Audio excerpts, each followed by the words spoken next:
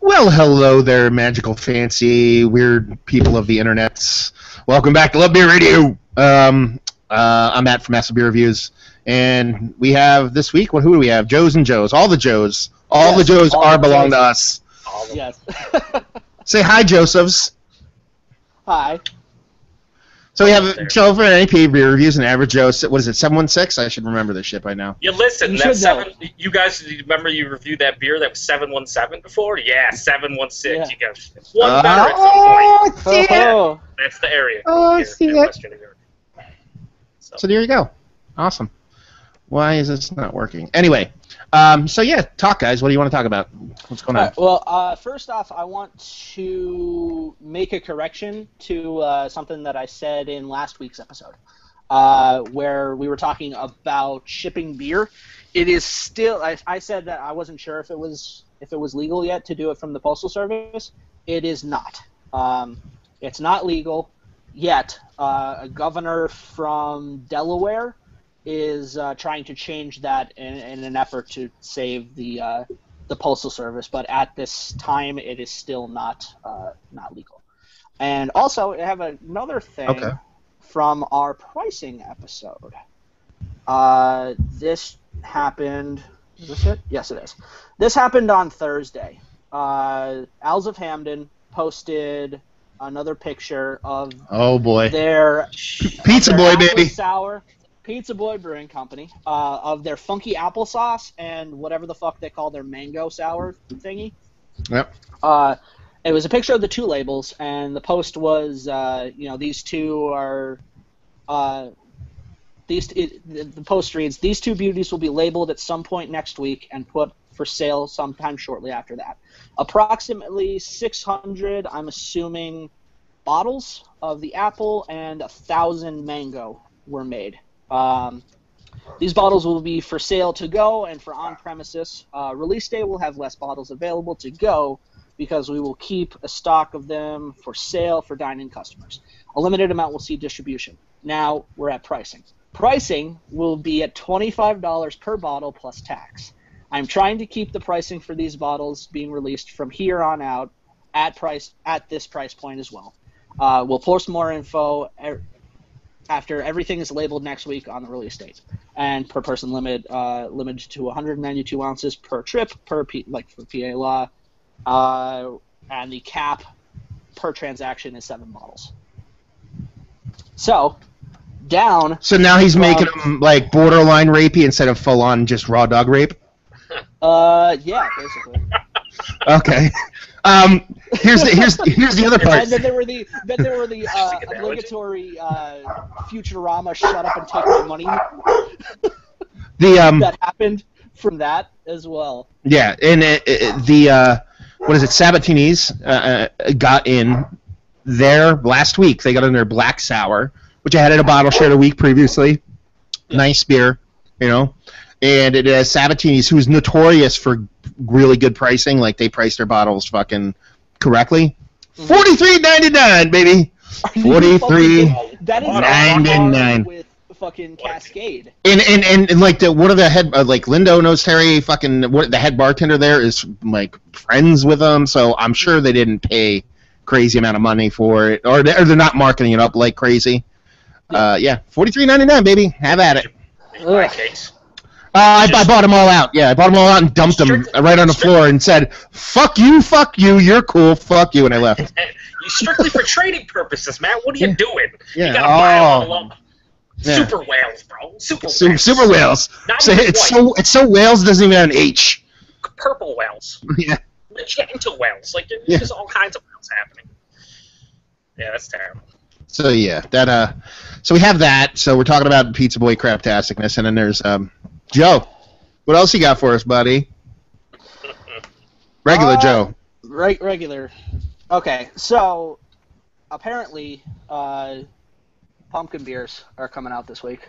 Really? Yeah, the fall foliage is in full bloom, so I can understand. The fall foliage is really coming in. It's a real nice, cool, 89 degrees outside. Yeah, 153% humidity too. Yeah, really. So for people who haven't watched the show or heard us talk about them, My Beer Buzz, which is a radio show local to myself and Matt. It's not a radio show. Well, radio thingy. Well, he does that. For 15 seconds. He's just a Twitter. He's Twitter link aggregate, and he does a 15-minute segment on Fridays, which is called Friday Beer Buzz. So it's a different thing. Which is called go to my Twitter page.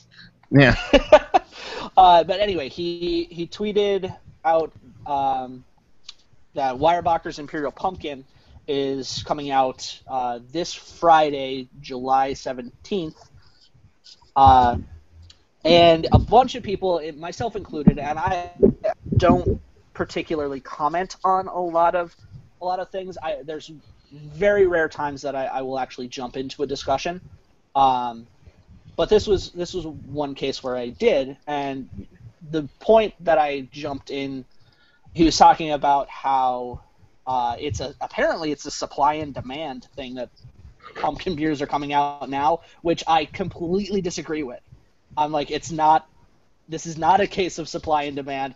By my kind of like kindergarten understanding of what supply and demand means is there's a demand for something, and then there's a supply to supplement that. When the demand is not in fucking July, I don't think there should be a supply. You know? Yeah. All it is you know how like in September you see fucking Christmas shit at Walmart? That's all it is. That's all it fucking is. That's actually how I disputed that by saying it's not a case of supply and demand. It's a race to market. You know, people are trying to get be the first one out. You know. Yeah. Yeah. So that's pretty awesome. But what do you guys think of pumpkin beers coming out? We were talking about this for like 10 minutes before we went on. What do you guys? Honestly, to me, it's a talking point and pretty much nothing else. It's funny because I don't covet them. It seems like a few like obscure, like not obscure, like barley wine based pumpkin beers, or like Maple Misters from Saucony Creek, which is I could still get last year's, so it's not like it's gonna fucking go anywhere. So when you can go to Goldstein's, which for Joe and everyone who's outside of northeastern Pennsylvania, it's a small little deli. They have pumpkin beers out year round, and I think that's just because no one fucking buys them.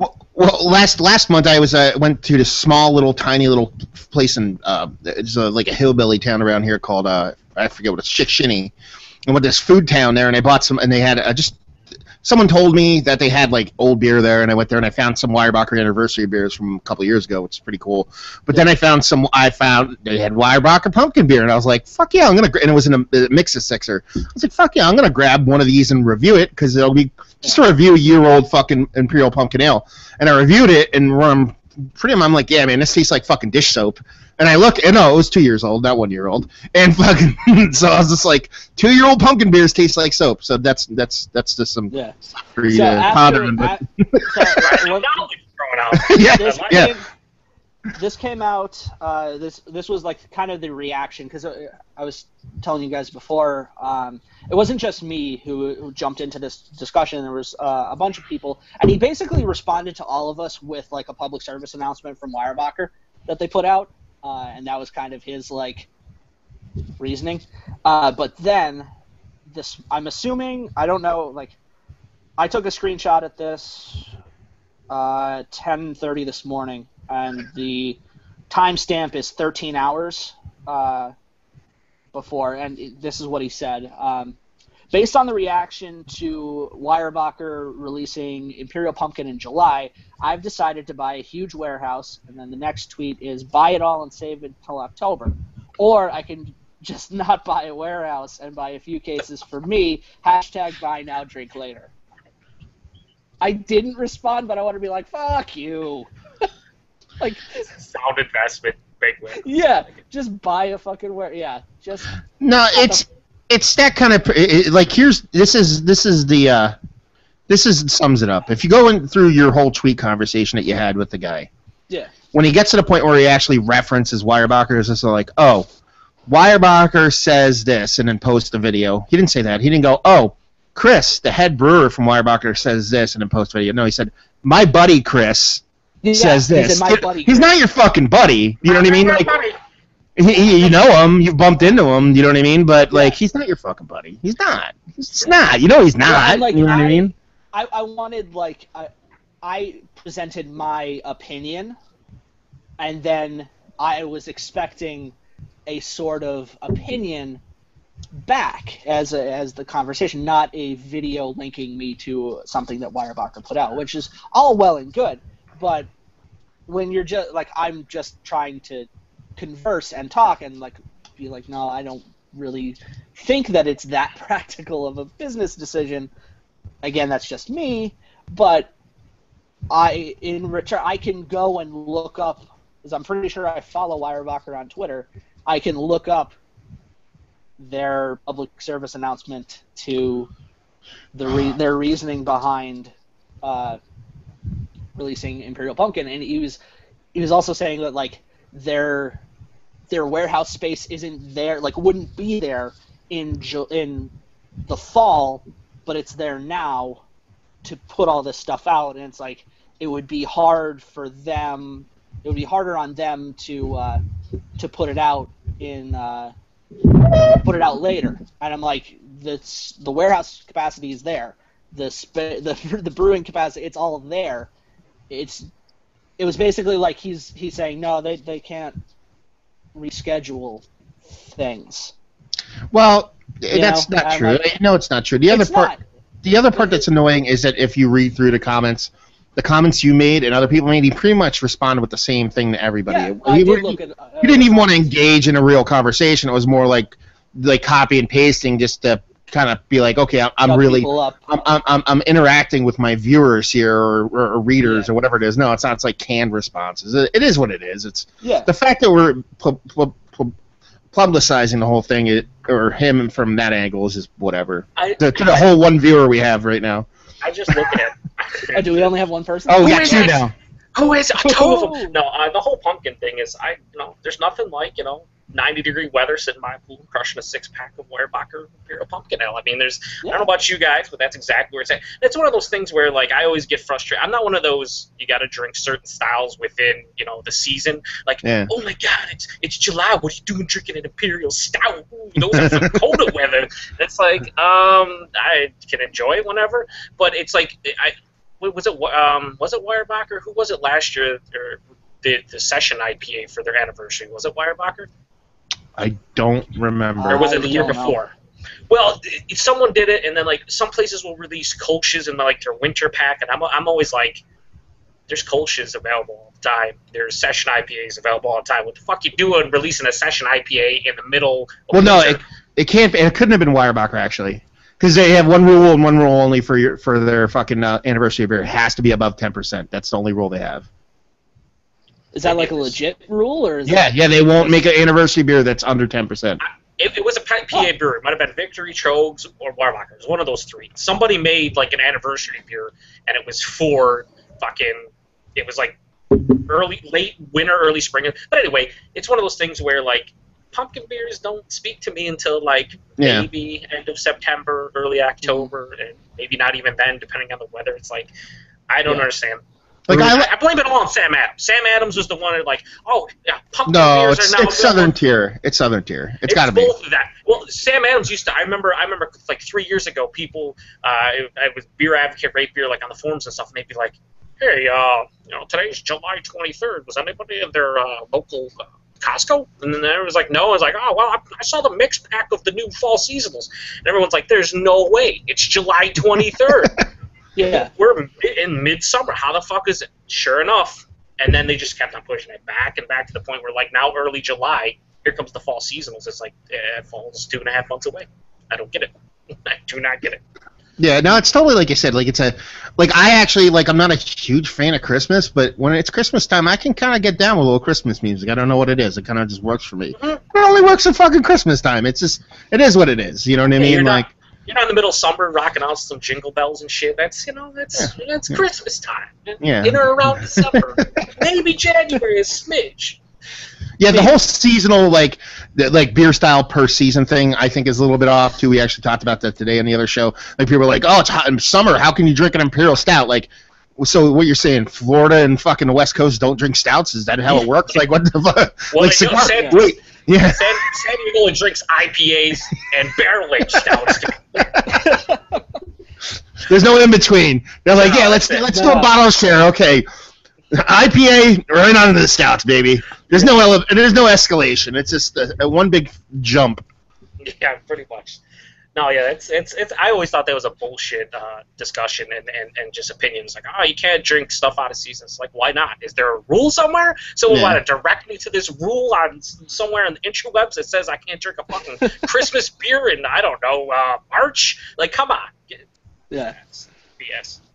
I love fucking with people with that shit. Like our buddy Brad is aging a fucking heady topper just for shits, just so he can fucking review it and fuck with people. Dude, so you know what I mean? I have one in the fridge. It's like a couple months old. How dare both of you? Are you serious? The best part about me aging my heady topper is that I basically have paid for heady topper once. The rest of the time I've gotten it for free. Yeah, that's the weird thing about it too. I don't think I've ever. I had like 3 times. Never. No. Here's a heady topper. Where the hell did that come from?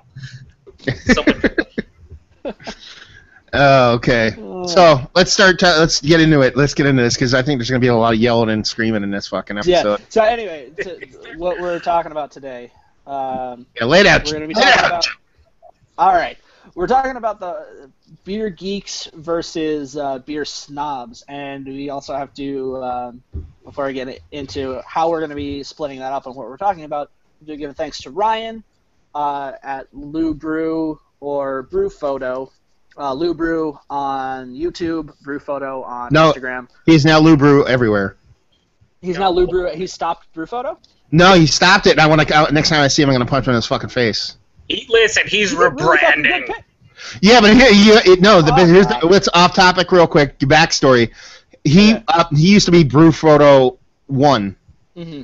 And then there was no Brew Photo on fucking Instagram, but he couldn't get it. It wouldn't work. So I went and figured out how to contact Instagram and to be like, hey, I want this username. This is my brand. Can you release this to me? And jumped through all these hoops for him to get Brew Photo. And he just brushes it off like I'm nobody and nothing to him. So, Ryan, I'm going to see him on Sunday for Brew Day. I think you could do basically the same thing on Twitter. If someone has a similar name and they're not active for X amount of time, you could be like, hey, this person does nothing but has this name. I want it and will actually do something. Yeah, I mean, if you can actually prove you have a branding rights to it, they'll just give it to you. And that's how I was like, dude, and I went and figured out how to do it. And I'm like, okay, send an email here, tell them this, and then they'll give it to you. And he got him. And then he just drops it off like it doesn't mean anything. I'm gonna brew with him next Sunday, so I'm gonna kick him in the nuts. It's gonna be awesome. Anyway, so you're thanking him for the topic. Thanking him for the topic. Why isn't he here? I don't know. He got lit up last night, so I'm probably sure he's nursing a hangover. Guys, here's a topic that I'll listen to you talk about later. Well, I was kind of saying how I posted something on my Facebook page, and apparently it's okay to just like something and not actually interact with it. And Ryan was one of the people that liked it. But anyway, so Beer Geek versus Beer Snob. Our first little topic is going to be kind of our own definition of both of those categories. Then we're going to be reviewing Founders All-Day IPA. Right here. This is their session IPA. Yeah, buddy. Yep, and then we're going to be finishing up the show talking about where we think we fall into those categories, either on the Beer Geek side or on the Beer Snob side. Awesome. Is it? It's going to be. It's going to be. It's going to be great. Because the best thing about that last part is everybody always thinks there's something they're not. That's the best part about it. Side note, though, did you guys see? I think it was on All About Beer magazine a couple of days ago. They posted. I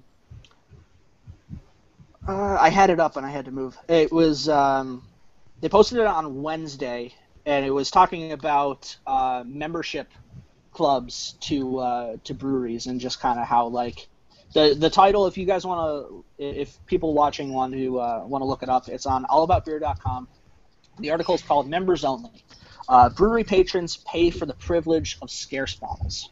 It was kind of talking about like the whole inception of beer clubs and basically how much they cost. And I think this kind of goes pretty well into the whole Beer Geek versus Beer Snob thing, because these things are fucking expensive for some of these clubs. Yeah, I'm looking at it right now. I'm pretty sure it's talking about what we already know, which is basically, kind of like, I think the whole beer club thing started off with a nice thought process around it, where it was like, okay, the people that really want our beer, they drop a couple bucks and then they can, you know what I mean? Well, and they quoted in the article, the Beer of the Month Club was kind of the inception of this whole thing, and that started in 1994 with the help of Michael Jackson. Michael Jackson, yeah, and but it was the thing is that you'd pay to buy into these clubs, but the thing is, you got equal amounts of money back in beer. It almost seems like now these societies are, even though you do get beer back, you're not getting back what you put in.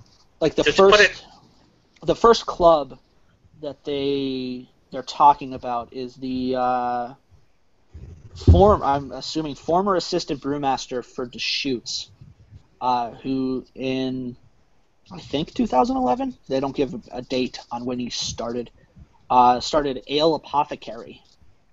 And in 2014, they sold 75 barrels worth of beer, compared to 335,000 barrels produced by Deschutes in 2014. So basically, this place, and I'm not making fun of them at all, but this place essentially produced or sold like what Deschutes would dump out, but they were also another, like this being the first kind of club that they were talking about. The club is worth, like, you pay $300 a year, and there's only 100 members. I don't know if they were doubling. It doesn't say if they're actually doubling or if it's just like kind of a hypothetical doubling of memberships. But like, so already, I know nothing about this brewery outside of this article, but at $300 a year, are you getting to what Matt was saying, your money's worth of beer? I think originally it was you give a little, you get a little. You got what whatever you're paying into, you got that in beer, like Matt said. Mm-hmm. But also the brewers, they were almost guaranteed to sell out the memberships and make money to be able to produce these rare beers that cost money, take time, things of that nature. And then it just devolved into one big shit show. And that can almost apply to any reserve society at this point. I mean, the brewery was the main one for a long time that you heard about, and now they actually it seems... go in the article.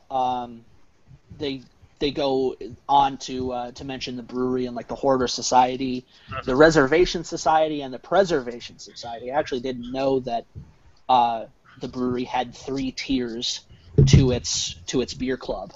Preservation Society being just like average, and then Reservation Society being you get a little bit more, and Hoarders is invitation only. I feel like it's a good concept, and for a brewery that's well established, like the brewery was and has been for a long time, sure.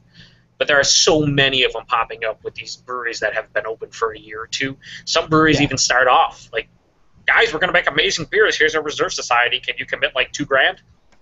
Have I had any of your beer yet? But I mean, like, you see a lot of them popping up. I think there were, without cycling through this article for 5 minutes trying to find this, I'm pretty sure there were some clubs that were like over at least $1,000, like to get into it. Isn't Tired Hands, for example, their upper echelon one like $2,000? I think. Yeah, I think it was Tired Hands. They had like they were really fucking pricey for like some of their super I think it's like exclusive. 500 a grand, and like I remember on BDU on Chad's channel we had a discussion about before, but it was like Tired Hands was like 500, 1,000, and 2,000, and I'm like, that's crazy. That's just crazy. If you get that amount of beer back, I mean, again, it still sucks. I would never drop that on an unknown fucking product, but no, for sure. But it's like I just don't get it. But in the whole and this is kind of where I guess it ties into the whole geek and snob thing. I think it was started for geeks, but then it ended up being a snob thing, or not to hammer beat on a trading drum, but I think it started to kind of curb fucking muling and trading. But I think what it has become is express packaging for traders. Yeah.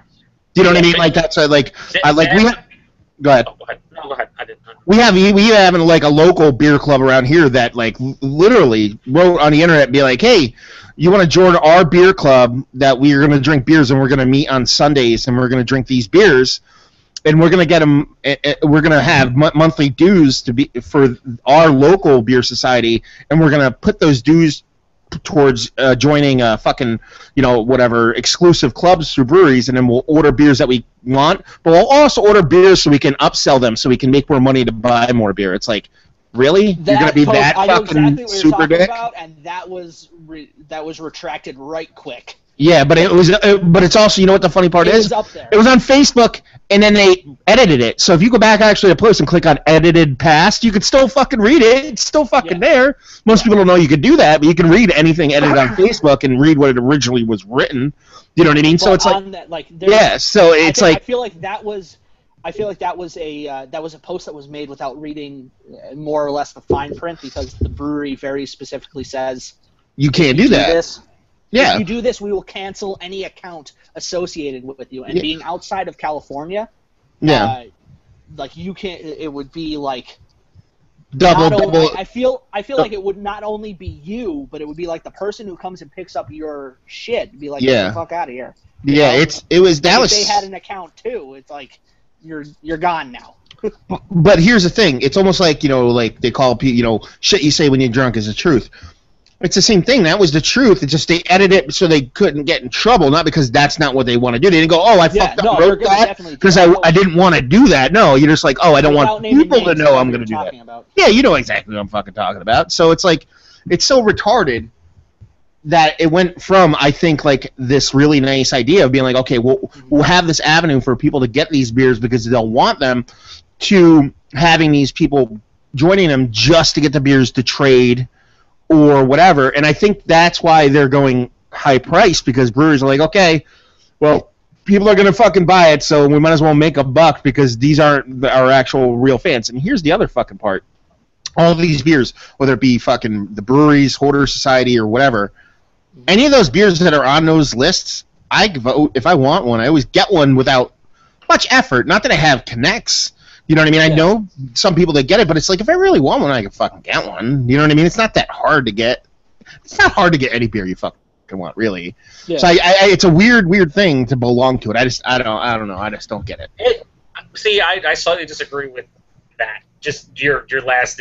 It's not that hard. It depends on where you live. You guys have all these little bottle shops. You always, for a long time, you guys would say PA sucked a lot for beer, and it did. The rules you guys had, the laws, it sucked. But you look at like a place like Sabatini's, even before that, it was a little shithole, pizza place that had amazing beer, good pizza, but like if you passed it driving by, you'd be like, pizza place, right?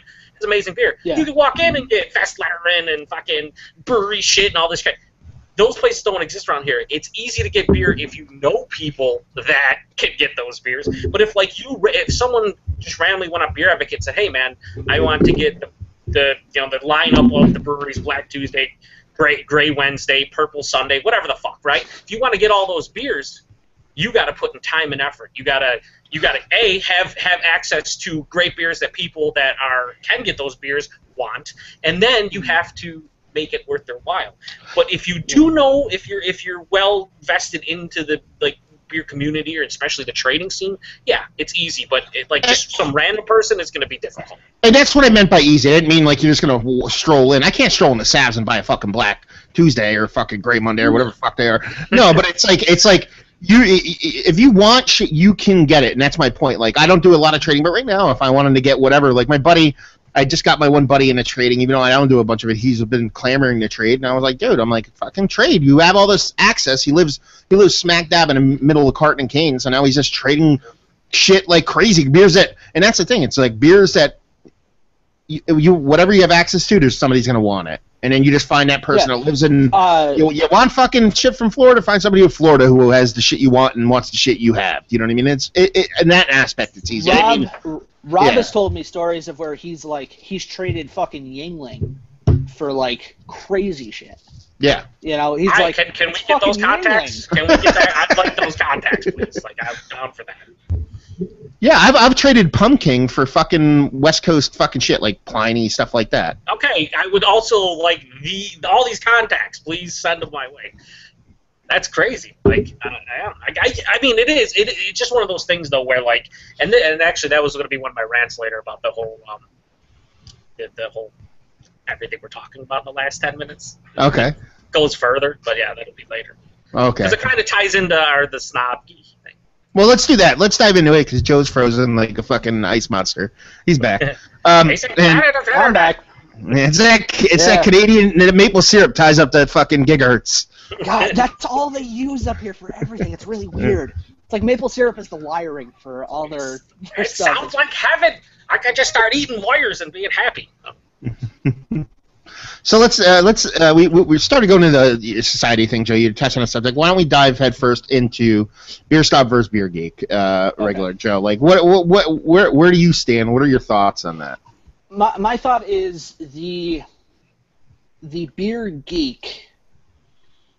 I think both sides are very into beer, and go to different levels within that, whether it's like home brewing or seeking out different styles, seeking out different beers, trading. Both subjects, both ends of this spectrum do similar things.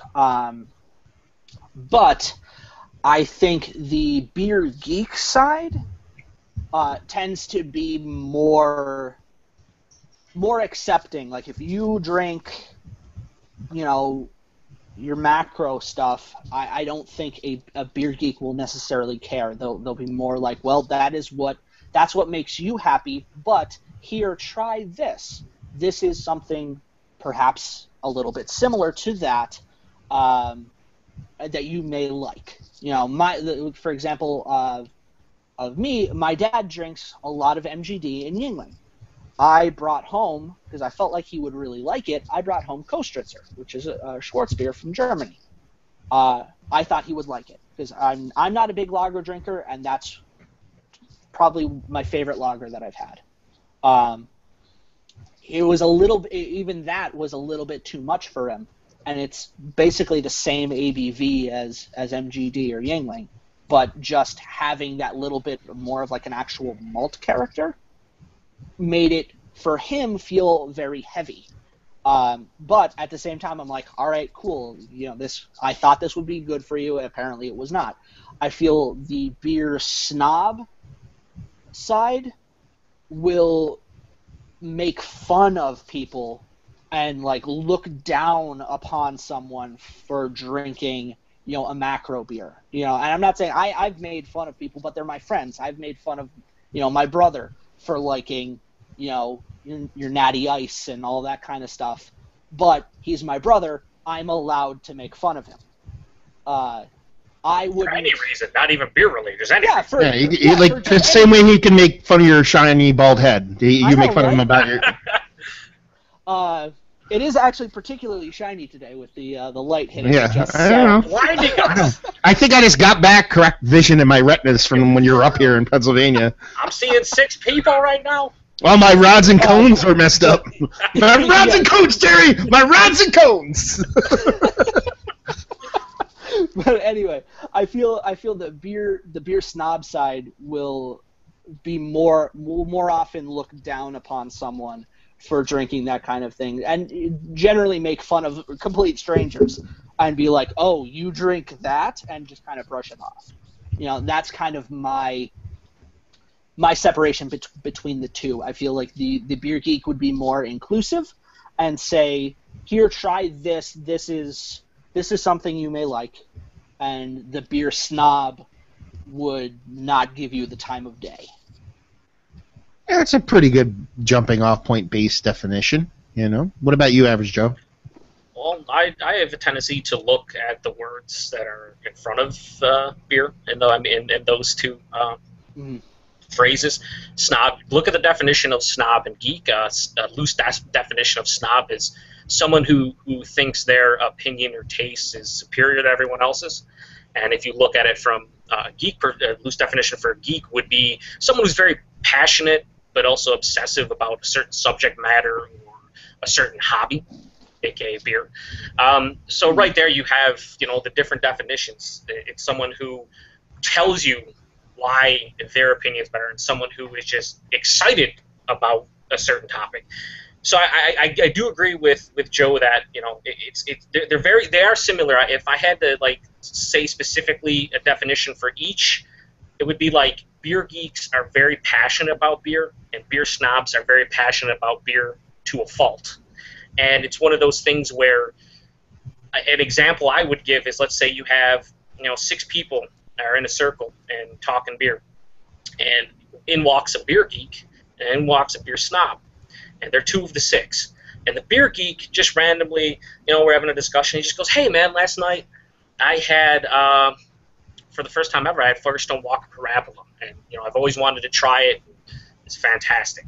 I couldn't believe how good it was." And if those other 4 people are just regular beer drinkers, or they're beer geeks themselves, or they're getting feedback a little bit. I don't know if that's no, that was me. I pulled up my phone to see if there's like comments and shit. Okay. They would get into discussion about that beer. It would be, "Oh man, what kind of characters were you getting? You know, how did you get it? It's the first time, crazy. You know, what other beers would you compare it to?" You would have a discussion around that beer, but it wouldn't be in any kind of hostile way. It wouldn't be like, "Oh, you know, your opinion's terrible, blah blah blah." Now that beer snob would come in, and you know, in a lot of aspects. Now this doesn't go for all beer snobs, because not all beer snobs are the same, just like all beer geeks aren't the same, right? But a typical beer snob would say something like, he wouldn't go, "Hey, you know, oh yeah, that's a great." He would come in and say, "Yeah, that's a really good beer. But 2 weeks ago, I was in, Florida. And I went to Hunapoo Day, and I had double barrel Hunapoo, and yeah, that beer just absolutely crushes Parabola." So if you ever get a chance to trade for it, and I don't know if you'll be able to because it's like super limited. I'm getting angry just the way you're talking right now.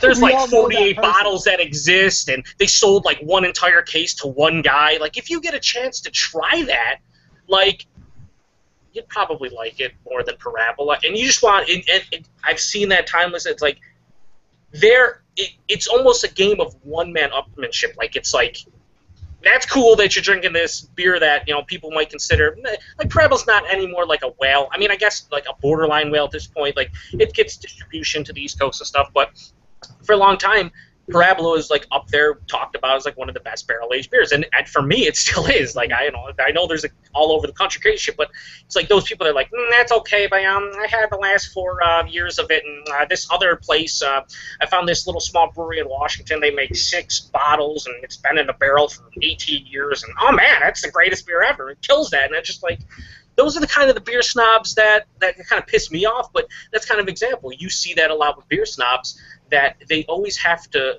one-up you in a lot of aspects. Yeah. And they always got to tell you what you're doing wrong to enjoy your beer. And I always look at it as like, that's not really the right way to go about it. Like, beer geeks want to discuss it, but they do it in a civil manner. And beer snobs don't care much about the discussion as much as telling you what they've had, or what's better than that, or how you could enjoy it more. And it's like, it's kind of the way I look at it.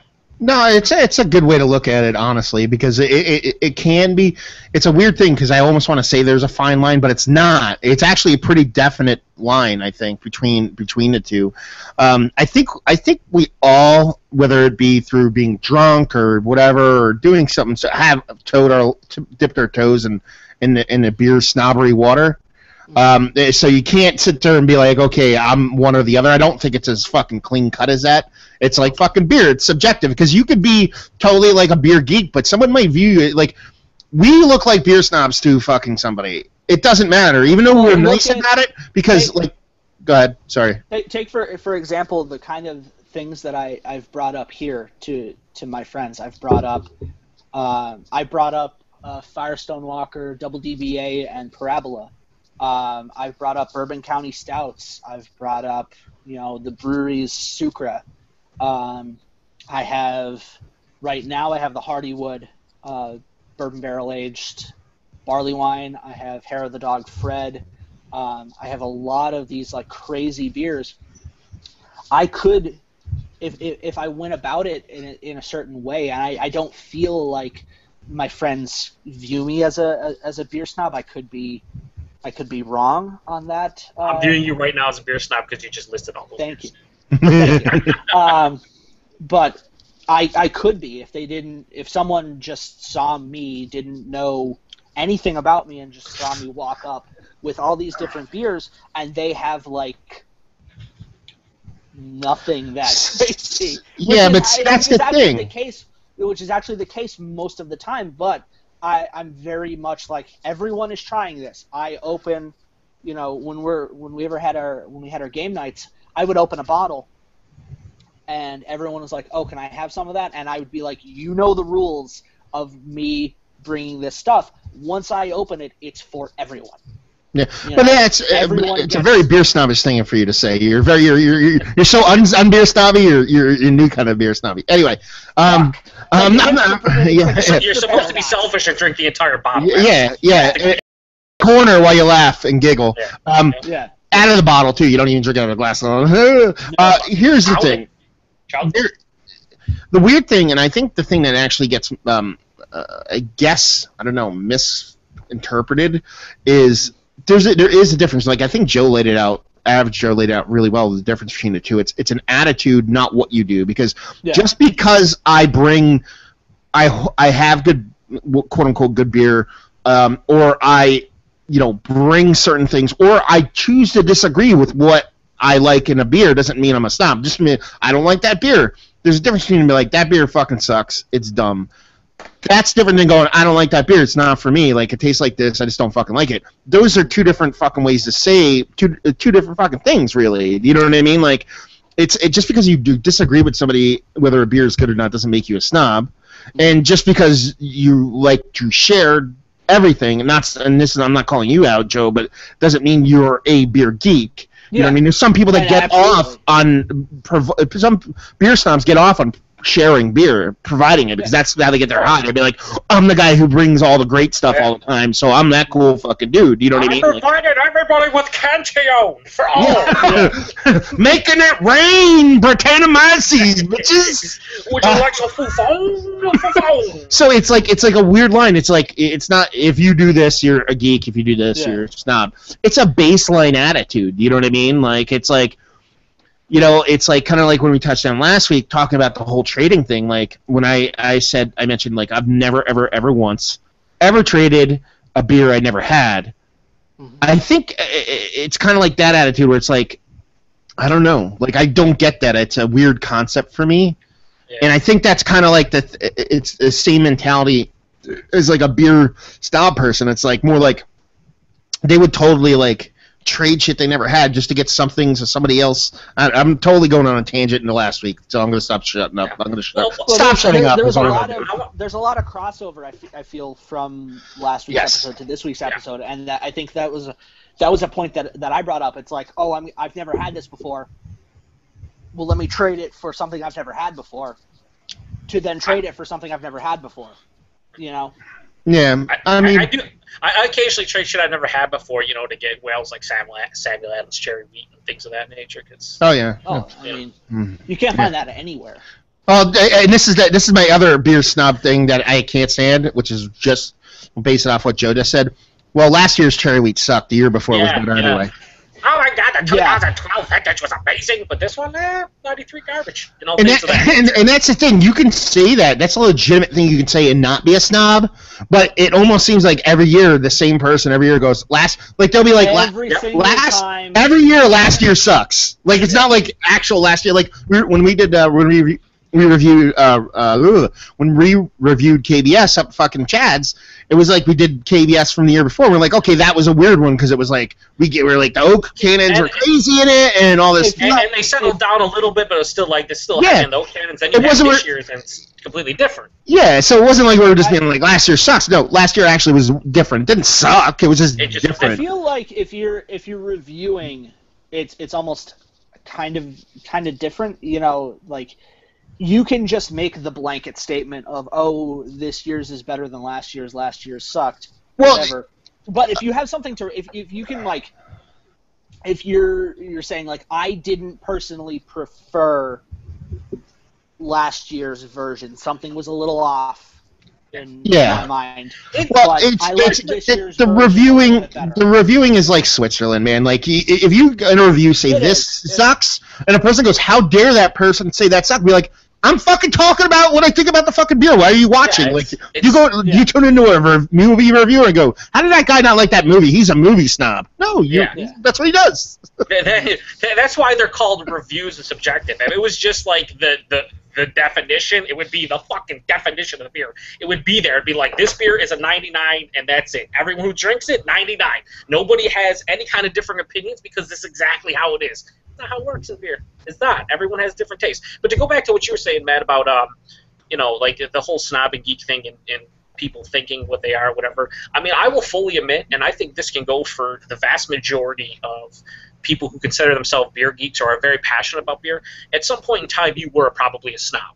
And I remember when I first got into beer, just the sheer excitement of tasting beer that was different and had, these crazy flavors. I was like, oh, I'm drinking this porter and there's coffee and chocolate and fucking, is that caramel? Oh, it's caramel. And I was like, people need to try this. It's amazing, right? But I would, looking back, I was probably pushy, like, that guy bringing 6-packs, 12-packs to, like family get-togethers or whatever, or, just over a buddy's house and being like, hey, try this. Oh, fuck your little bad boy. Try this now.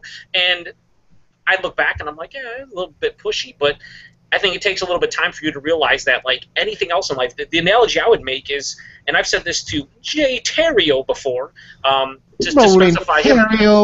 Rolling Terrio, baby, Dr. Rose coming out midway through the... Okay, anyway. So I said this to him before.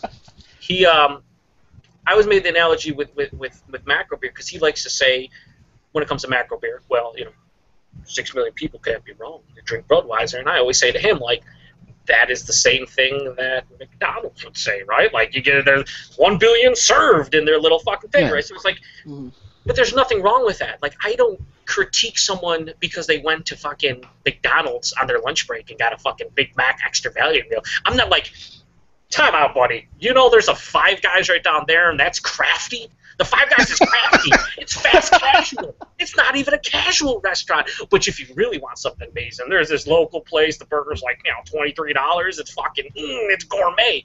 I don't say that. You know why? Because I will dip into McDonald's occasionally. Most people will. Why? It's fast, it's convenient, and it's cheap. So I understand where, at this point in time, like, I understand why people like what they like. I understand why macro drinkers drink macro. I understand why micro beer drinkers drink micro. It's one of those things where, after a while, you just kind of understand. It's like, man, people really do have their own tastes. People really do enjoy what they enjoy. It's not my right to tell them what they should enjoy. Now, though, I will encourage people to try stuff. And by encourage, if I have something, kind of like Joe was saying, and I bring over a beer, and I'm like, man, I think this guy might like it.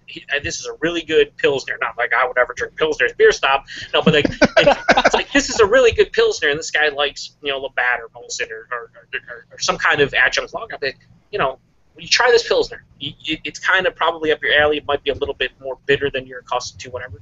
But if they like it, then I'll say, hey, there's also a couple other Pilsners that are very similar with slightly different tastes, and kind of lead them away. If they say, oh, that's fucking gross, you know what I do? Nothing. Yeah. Drink your beer. Just all right, cool. Drink your beer. Yeah, I'm not going to sit there and tell you, why didn't you like it? Or I get a little bit, I don't know, taste different. You're fucking stupid. Your palate's stupid. Everything about you stupid because you don't like the beer that I think you would like. And that's kind of where snobs kind of get.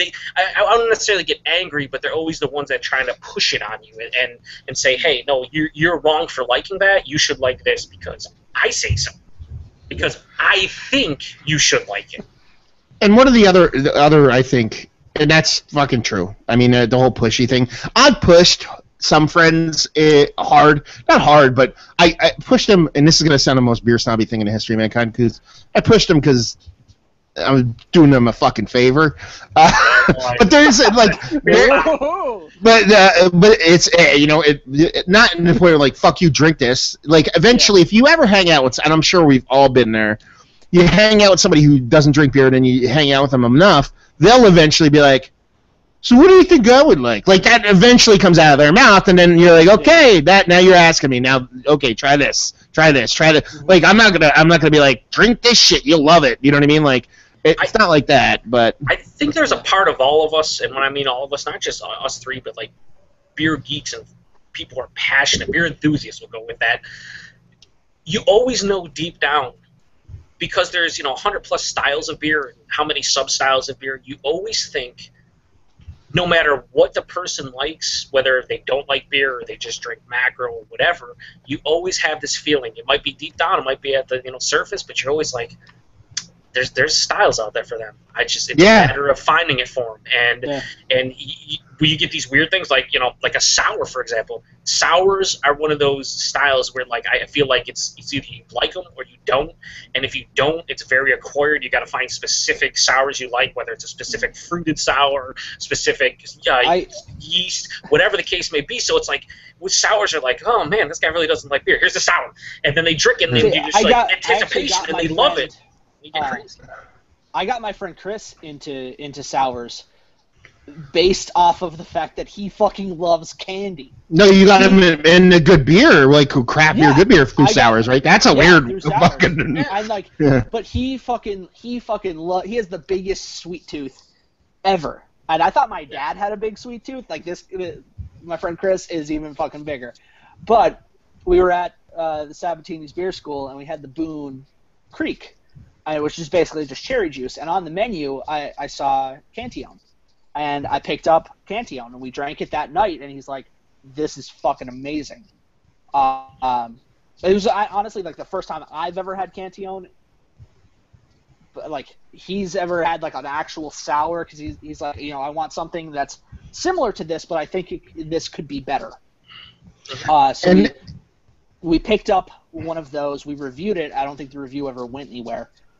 In my typical fashion, which is why I write now.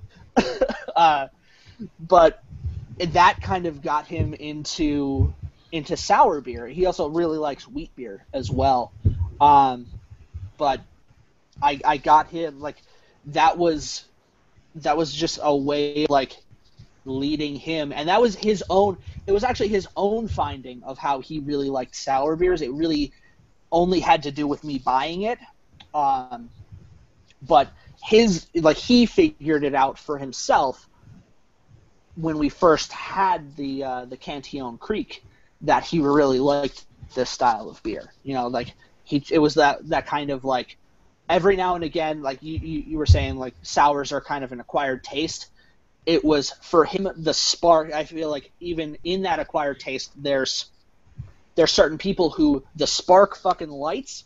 And all right, I really like this style. Well, yeah, that's what I originally style of beer. Yeah, that's what I originally said. Typically with sours, you either don't like them or you love them.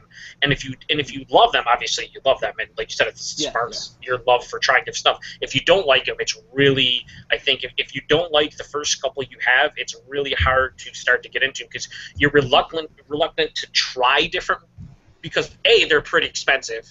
B, there's not there's not a lot around. They're tough to find unless you live with a Beach Boy, apparently. And then you know, it's one of those things where you try them, and then you get to the point where you're like, because it's sours, there's a bunch of sub-styles, there's fruit and sours. Like I said, there's different yeast strains that give you funkiness in addition to the sours, like Brett and things of that nature. And then there's all kinds of different things going on. So if you find something you lock into in the sour range, then I think you can enjoy it. But like right from the get-go, if you don't like it, it's really tough. And that was the touch on what Average Joe said about, like, you know, trying to find shit that certain people like. So trying to find a beer for them. I had, like, I think 2 friends where it almost became a slight obsession for me to, like, not that I was pushy to them, but then, like, would go out and they'd be like, oh, give me something, see if I like it. And they'd never ordered something they liked, and I'm like, dude. Like, what the fuck? Like, I know it's out there. It became a challenge. Yeah, and it was fun as fuck. There's a bit of a give and take there. You have to kind of, like, prod them, like, oh, what do you typically like? Like, what flavors do you like? Give me something to work off of here, because I'm fucking batting 1,000 on failures here, apparently. You know. But the one thing I do, I don't know if you still got more stuff going on, Matt. Any further? Because I was going to mention one. No. The one misnomer that I have about beer snobs, the one misnomer, the one, and it upsets me in some aspects because, I don't know, it's the furthest thing from the truth. People assume beer snobs are all on the micro craft side, and guess what? Nope. It's not. Nope. It's not, and I have first-hand experience of that not being the case. And the simple fact of the matter is, while the majority are probably on the craft side, remember, majority could be 51%. So maybe there's 60% on the craft side. There is a decent amount of macro beer drinkers that are just as snobby as the craft, maybe more so in some aspects. Mm-hmm. And here's the thing: the original beer snobs, 30, 40, 50 years ago, you would have, I'm sure there's a lot of people who are in craft beer that had fathers who drank Miller or drank. And only that. And only that. And if you gave them, that tastes like piss, that's garbage, Bud's the best. Mm-hmm. The original beer snobs were the macro drinkers, because that's all that was. That was American Head Junk Lager. It was the brand loyalty, kind of. The snobbery came from the brand loyalty. The fanboys. I drink this, and that's all. That's the only beer in the world is this. Whatever you're freezing.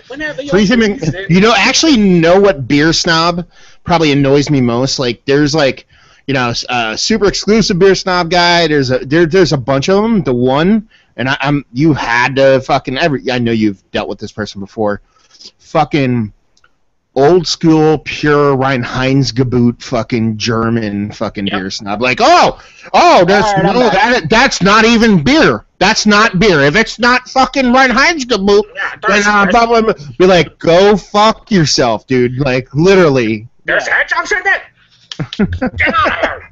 Like, but to go back to the original point about the macros, like, I've had the beer snobs against me. Like, I've had it even in my family. I brought 6-packs and 12-packs of different things. I don't usually bring like a case of stuff to barbecue, knowing that if I bring a 12-pack, that's even pushing it. Like a 6-pack for people to try. But you're too good for regular beer. Oh, look he has his fancy beer. Yeah, for regular beer. For regular beer, and then they try. Oh, that's gross. How do you drink? That's terrible.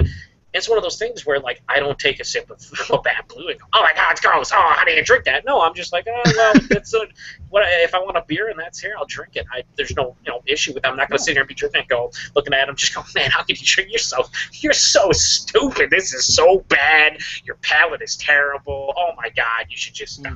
No, I don't say stuff like that because it's not the right way to go about. But even like driving around with friends that are craft beer enthusiasts, where it comes to like, let's go to this bar, and I'll be like, well, all that bar has is macro. Could we go to a place that at least has a couple micro beers? Like, I don't need to go to a craft beer bar if I'm amongst people that don't care about craft beer. But like, at least throw me a bone. Like, even like give me a Sam Adams, or maybe I can get Guinness or something. Just something that's not just Oh well, where are we gonna find those? I don't know. Everywhere, because they exist.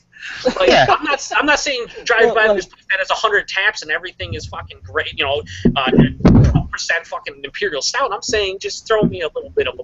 I'll even fucking take some shock top or something. I'm desperate. And it's like, no, we can't do that. It's like, all right. Be like, okay, we're all voting on where to eat then, we're going to a fucking vegan restaurant then. Yeah. I don't want to go there. I'd be like, oh, what, are you going to have some fancy meat for you? You know what I mean? Like, fucking, come on. Who here, just be like, here, who here likes seafood? No, I don't. We're going to Joe's Crab Shack. Tell me how the steak is. Like, like one of those things. Yeah. Well, like last summer, I went up to my buddy's cabin. It was like in upstate New York. I brought a shit ton of beer. I ended up drinking mostly like Labatt Blue and PBR. But when we were like pretty fucking lit, we would like dip into my shit. Because it's like, all right, I need to break up this flavor now. Like, I want something that is actually nice. I'm like pretty much done heavy drinking. I want something to sip on now. Let's dip into this cooler that has like IPAs and shit. And you're supposed to do it opposite, by the way. You're supposed to get really drunk and then drink the shit stuff, so you remember. You don't remember. Wait, the shit stuff is subjective. But it was like actually. Remember who he's with. No, it's a beer. He said there's a beer called Shit Stuff. It's it's me. But like that was kind of the like every now and again it's like, all right, I just want a beer to sit and drink. I'm like, I don't feel like getting drunk today. I'm gonna go into my cooler or the cooler full of my beers and just grab something that I could sit outside and sip on, And that was kind of like the mindset that I got myself into, and like pretty much everybody else in the because we had people up there that liked good beer, but were fine with like macro stuff as well. And it was that kind of like every now and again, I just want something different. It's like I want an IPA. I have a bunch of IPAs. I brought up like all of the Heady Topper that Ryan gave me for free, and we drank that when we wanted something. See, that's the thing though, and then there's shit like that. Like it's almost like brewery snobbery. Like to me, Heady Topper should be our fucking our PBR. Like that should be like I can buy 30 packs of that wherever. You know what I mean? And that would be the beer I have laying around when I don't want to have like huge beers. Like it, but you know what I mean? It's just not. It's just like I don't know. Whatever. Yeah, no, I agree. That's yep. So where we go? I don't know what we're doing. I got some rants, but I don't have to go. You want a review? You want to do a review? Let's get this out of the fucking way. Yeah, let's do this review. my all-day IPA is now about 75 degrees. I know. Mine's been sitting next to me the whole fucking time. We picked this up. I had this about a month or so ago. Same here. Actually, I had it like 2 weeks. And then I had it. That's the Beer Snob way. I had it 2 weeks ago. I had a fresher, man. What's your date? I drove to the brewery and got it. Yeah, my bottle date is 4/4/2015. Drain pour it out. What about you, Joe? Average Joe. 6/17. Ooh, freshy McFresh fresh. And guess where I got this at? Fucking Trader Joe's. They got it in a fresh case apparently. Nice. And mine is 5/13/15. So we're actually almost a month staggered, which is kind of interesting. Yeah. So everyone should listen to my review because Drain pours all around. I mean, it's Founders All-Day IPA Session Ale. It doesn't have anything else in the bottle. It's 4.7% alcohol by volume, 42 IBUs. Now, how many times have you guys had this in the past? Actually, I've only had it a handful of times. Yeah, same here. I think I had this at a festival, and that was like the last time that I actually sought it out and like really had it. I probably didn't have it for I don't even know how long, and then I did the other radio show. They had Founders on it. It was like one of the beers that they sent, so I had it there. But yeah, I mean, about a dozen times or so, but like over the last couple of years, probably about a half dozen. Yeah. It's one of those beers that you kind of remember being good, and you pick it up, and you're like, and then you never pick it up for another 6 months. Yeah, a little haziness going on. Not super clear. A little haziness, tiny bit of carbonation, a little bit of a white head, and that's about it. Oh, you gotta go proper glassware. You can't even feel what they found a broom company, baby. Nice. Oh, look at you. No hashtags. No hashtags. Hashtag Beer Snob. Yeah, baby. Hashtag public glassware. Yeah, I'm snobbing it up. All right. Yeah. So yeah, let's see what she smells like. Ooh, citrus. Yeah. There you go. Citrus Citrus. and like a crystal caramel malt or something like that. Yeah, Yeah, citrus I was gonna say tropical like a fruit. nice little kind of bready malt. I just inhaled it in my nose because that's how good it is. Wow, that's Get a little bit of that malt that's there? way more citrusy than what I remember. I'm getting more like tropical. I'm getting like mango, like more tropical fruit, mango. But like you guys, like this is the one thing I liked about All Day. I had it before, so I can guess remember it. Is that unlike a lot of these session IPAs that are bound right now, just every fucking brewery comes out with one. The malt base on this you actually can pick up on, which is nice. Yeah. Yeah, which is, I mean, that's the hard thing to do at session beers because typically when you're throwing in a higher malt bill, you're going to get a higher ABV fucking beer. You know what I mean, right? Yep. Right, Joseph, and normal Joe. Yeah, it depends on volume. You would think that a lot of malt would lead to a lot of to a higher ABV, but if you have a lot of water in there, you're really kind of to use the blanket statement of diluting, but you're getting less out there. Like but that's the point. If you add higher malt to water ratio. But that's you could also do less malt with less water. What I'm saying is getting that malt flavor in there without getting a high ABV is pretty impressive. Yeah, to have that kind of it's very balanced where you're getting the hop characters out and you're also getting a decent malt backbone out of it as well. But yeah, I mean, I get a lot of citrus. It's not like citrus rind. It's more like fleshy citrus to me, like a sweet citrus. Blood orange, like a like a sweet blood. Ooh, yeah. It doesn't have that bitter. It doesn't have that bitter rind to it or anything like that. What? Orange marmalade for sure. I'm getting kind of like an orange marmalade. I'm getting purple marmalade. So strawberry rhubarb. Yeah, let's dive in there, baby. Cheers. Cheers. I thought it was going to be more. Based off the nose, yeah, I'm getting grapefruit in the mouth, and almost like a grapefruit rind in the mouth, like not even like that kind of sweetness. Bit thin, bit nutty. Yeah, mine is, I think, being the oldest of the three. And by oldest of the three, I mean by like 2 months older than I think the freshest one being Joe's. I'm not really getting a whole lot of anything. I'm getting a little bit of like a bready malt, but as far as hop character goes, I'm not getting much. No real bitterness. Maybe if I'm really searching for it, I could get a little bit of like a citrusy kind of pine hop character, but other than that, not much. Criminally thin on my end. It is very, Paul. very thin. Even like carbonation-wise, the carbonation is fairly low. Which is surprising because based off of what was in the nose, you can actually smell malt, and then it actually has like the haze to it. I thought there would be a bit of body to it. Yeah. Well, what about you, Average Joe? You look pretty impressed there, buddy. Mine being super fresh. No, I'm gonna be that guy. I'm gonna be that guy. The guy that we have been referencing as. But no, we're reviewing. We're reviewing. Beer Snob? It's okay then. Oh, it's okay. I'm not gonna be that guy. Okay, so this bottle is less than a month old, and I picked up a bottle of this at Trader Joe's. 9 days after it was, I guess, in Trader Joe's. Because I was in Trader Joe's shopping, and I went over, and they have singles. So all day, and I'm like, I just check the date, because this Trader Joe's. It's probably like 5 months old, right?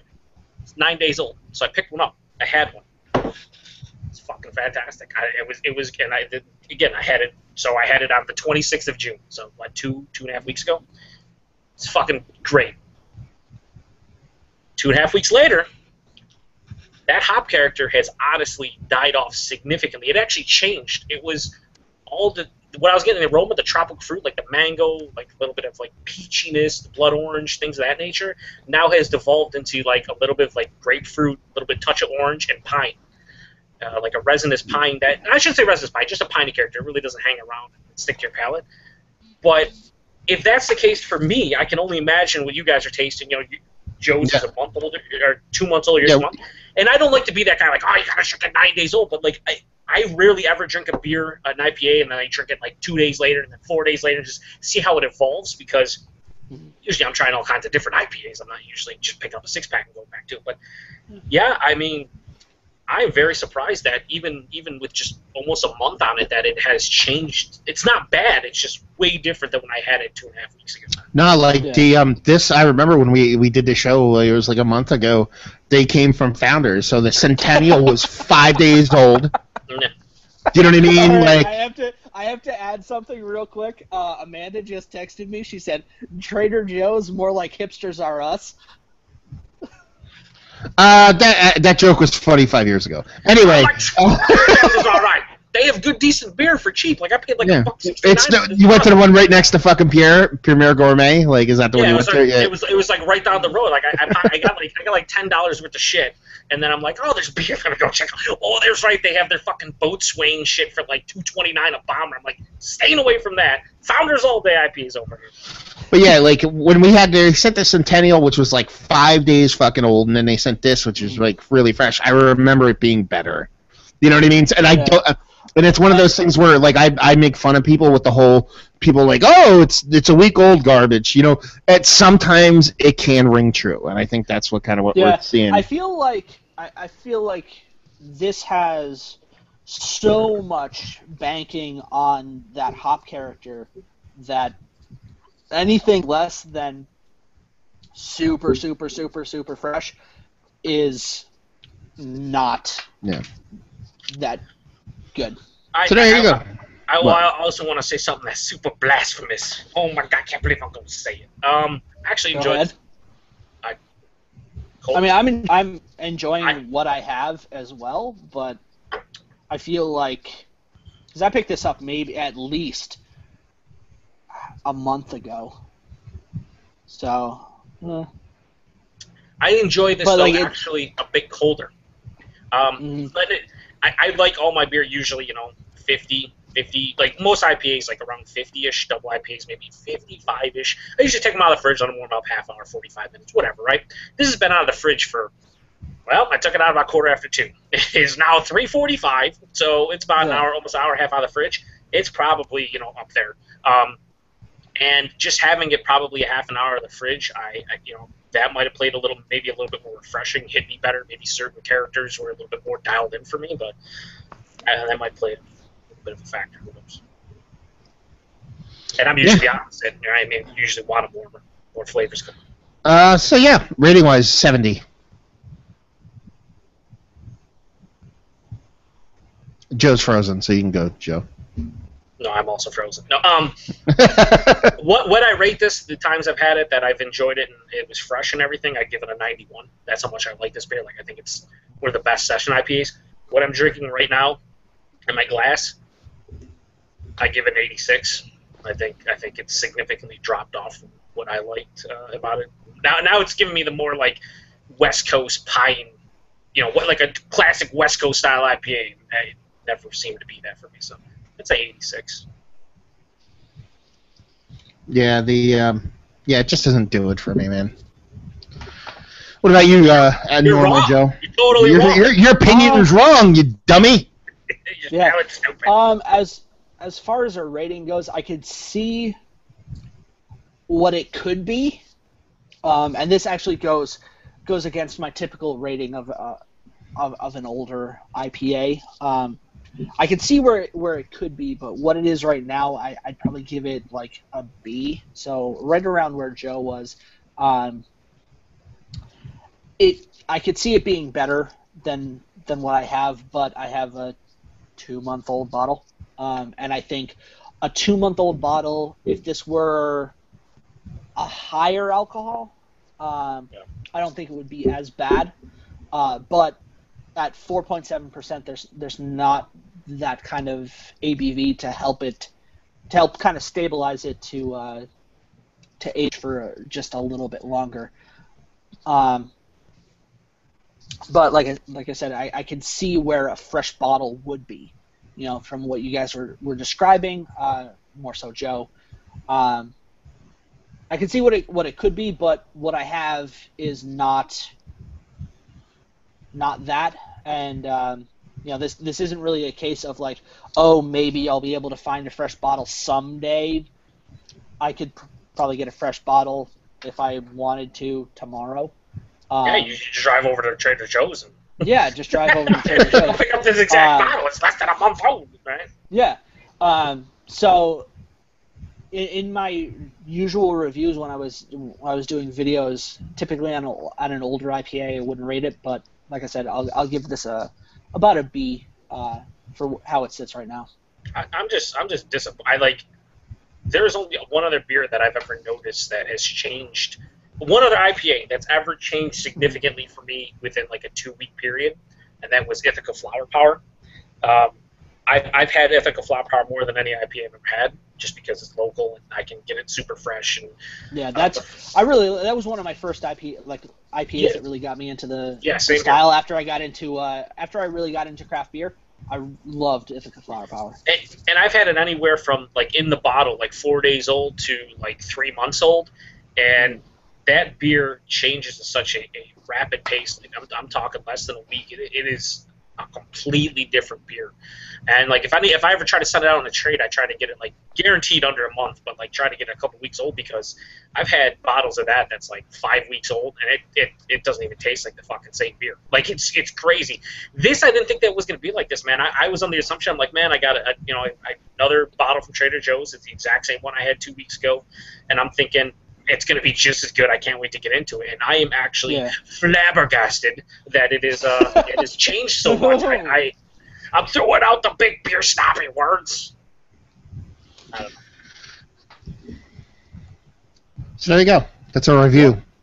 Yeah, I mean it's a good beer for availability 10, value 8. There you go. I paid $1.69 for that.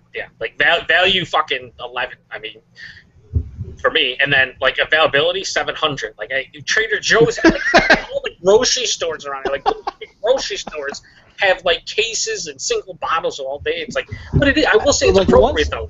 This was actually this was a really good like kind of marketing thing for Founders, because once they brought this beer out, they pushed this thing real fucking hard. So it's to the point of where it's everywhere.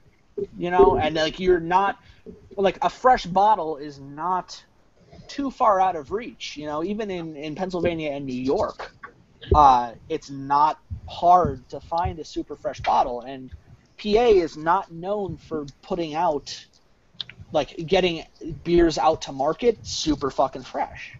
Yeah, definitely. Pennsylvania, like if you go to like if there ever was a statewide Pennsylvania distribution convention. They hang banners out front. It'll be like, "Welcome to the PA Distribution of America convention." It would be like basically a banner saying, "Fuck you, I'll put it out when I want." That would basically be their slogan. Are they buying all the beer from Weyerbacher? The what? Are they buying all the beer from Weyerbacher? I don't know. Yeah. But that is basically the distribution strategy in Pennsylvania. Is like you'll fucking get it when we want to put it out to you, and deal with it. Like how does it work out by you, Average Joe? Like I have like people that own bars around here that literally I've heard stories from every single bar owner and every bottle shop going, yeah, to call this distributor back because they gave me like 9-year-old fucking PBR and shit like that. Like it's constant.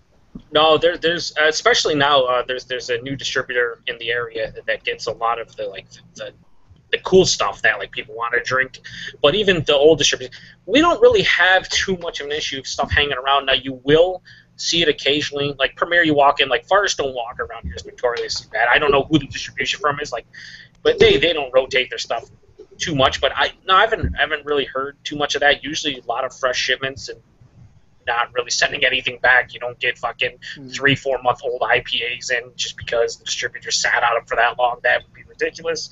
A lot of places, again, though, like the one thing I've mentioned to you guys specifically is like you can pop in, you fucking got a seafood place that has 2004 fucking roll imperial stouts and shit. Like those don't exist around here. There is seriously within 45-minute range. There's Premier, there's a place called Aurora Brew Works in East Aurora that's similar to Sabatini's, where they don't have as much. They like 500-600 bottles, but you can drink anything right there. And they have small taps. I'll be right back, guys.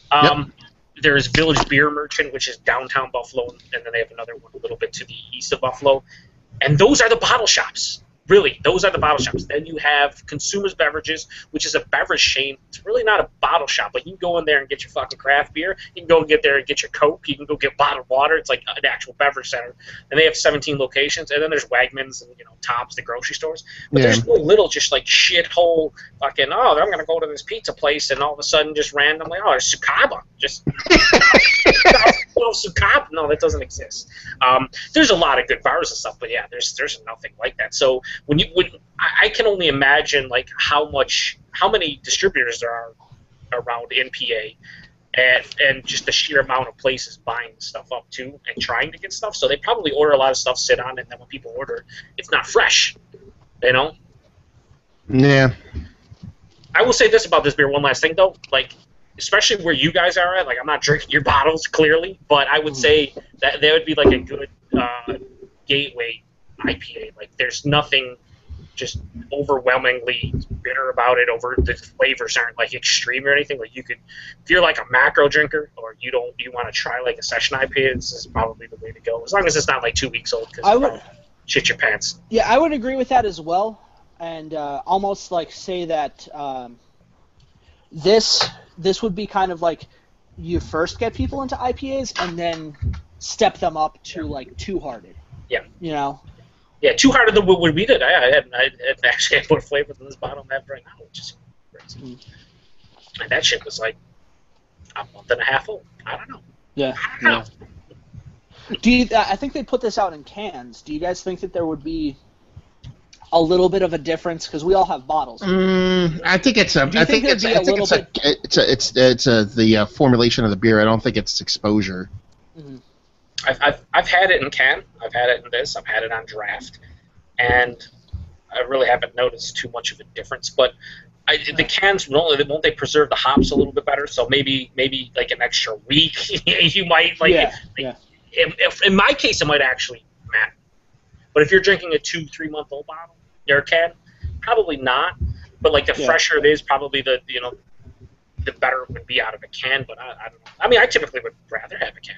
I just have never seen individual cans from it. Yeah, I've never seen all day cans, but yeah, they sell them in the 15 packs, right? I could also be wrong, but I'm fairly certain that they release. It makes sense. Cans you know as what well. I mean? I think I don't know how much canning Founders does. Oh, they now can Centennial. They actually are sweet. No. Did you get cans of Centennial, Matt, for your little? No, they're bottles. Okay, well they can now. Well, they've canned for a while, and it was in the Pounders, the 16 ounce. They now have switched over to 12, which I think we released this month, I think, or maybe it was late last month. So wherever you get Centennial, I'd imagine people start seeing them in the 12 ounce bottles. As far as I know. I'm yawning. That means we're moving on. Anyway, that's the key. Time out. More all day talk. More all day. Yeah, like all 5 minutes IPA. Yeah, so like we already touched on like a whole beer snobbery thing. I know Joe has some fucking preloaded fucking rants going on in his brain. It's not too bad. He's got the gun loaded already. What do you got? Should we go into what we think we are, or is it something that you want to kind of cover before we touch into that, or what? It's basically just two trends that I've seen over the let's get into it, baby. Okay. The first trend is, and this kind of touches on what you said, about the reserve societies, and we talked about trades and like the effort people put in. I always feel like at this point in time, the one thing that's kind of, I don't want to say ruining craft beer, but kind of upsetting me and a lot of people who like craft beer because you like beer and you like everything about it, whether it's talking on the internet with buddies or discussing with your friends or whatever the case may be, is this, I don't know how I want to say this, but the whole reserve thing and how you trade for beer, I feel like more people nowadays it's all about the hunt or the chase for that whale, or, the effort that is put into acquiring said different beers, whales, whatever you want to call them, rare beers, where a 12-hour round trip, where you're waiting in line for 5 hours means more than the actual liquid inside the bottle. Yeah. Yes. And what's happening though,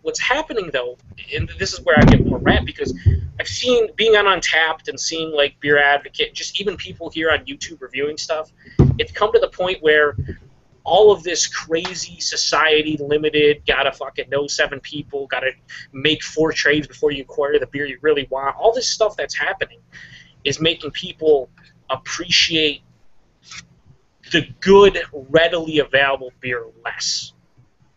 And it's a huge issue. You see a lot of people that will go and drink, say, like, I'll give you an example. I know you got Matt Omegang, a little bit expensive, especially with the 3 Philosophers. Yeah. But I would say 3 Philosophers, while it's not your prototypical quad, it is still a quad with stuff.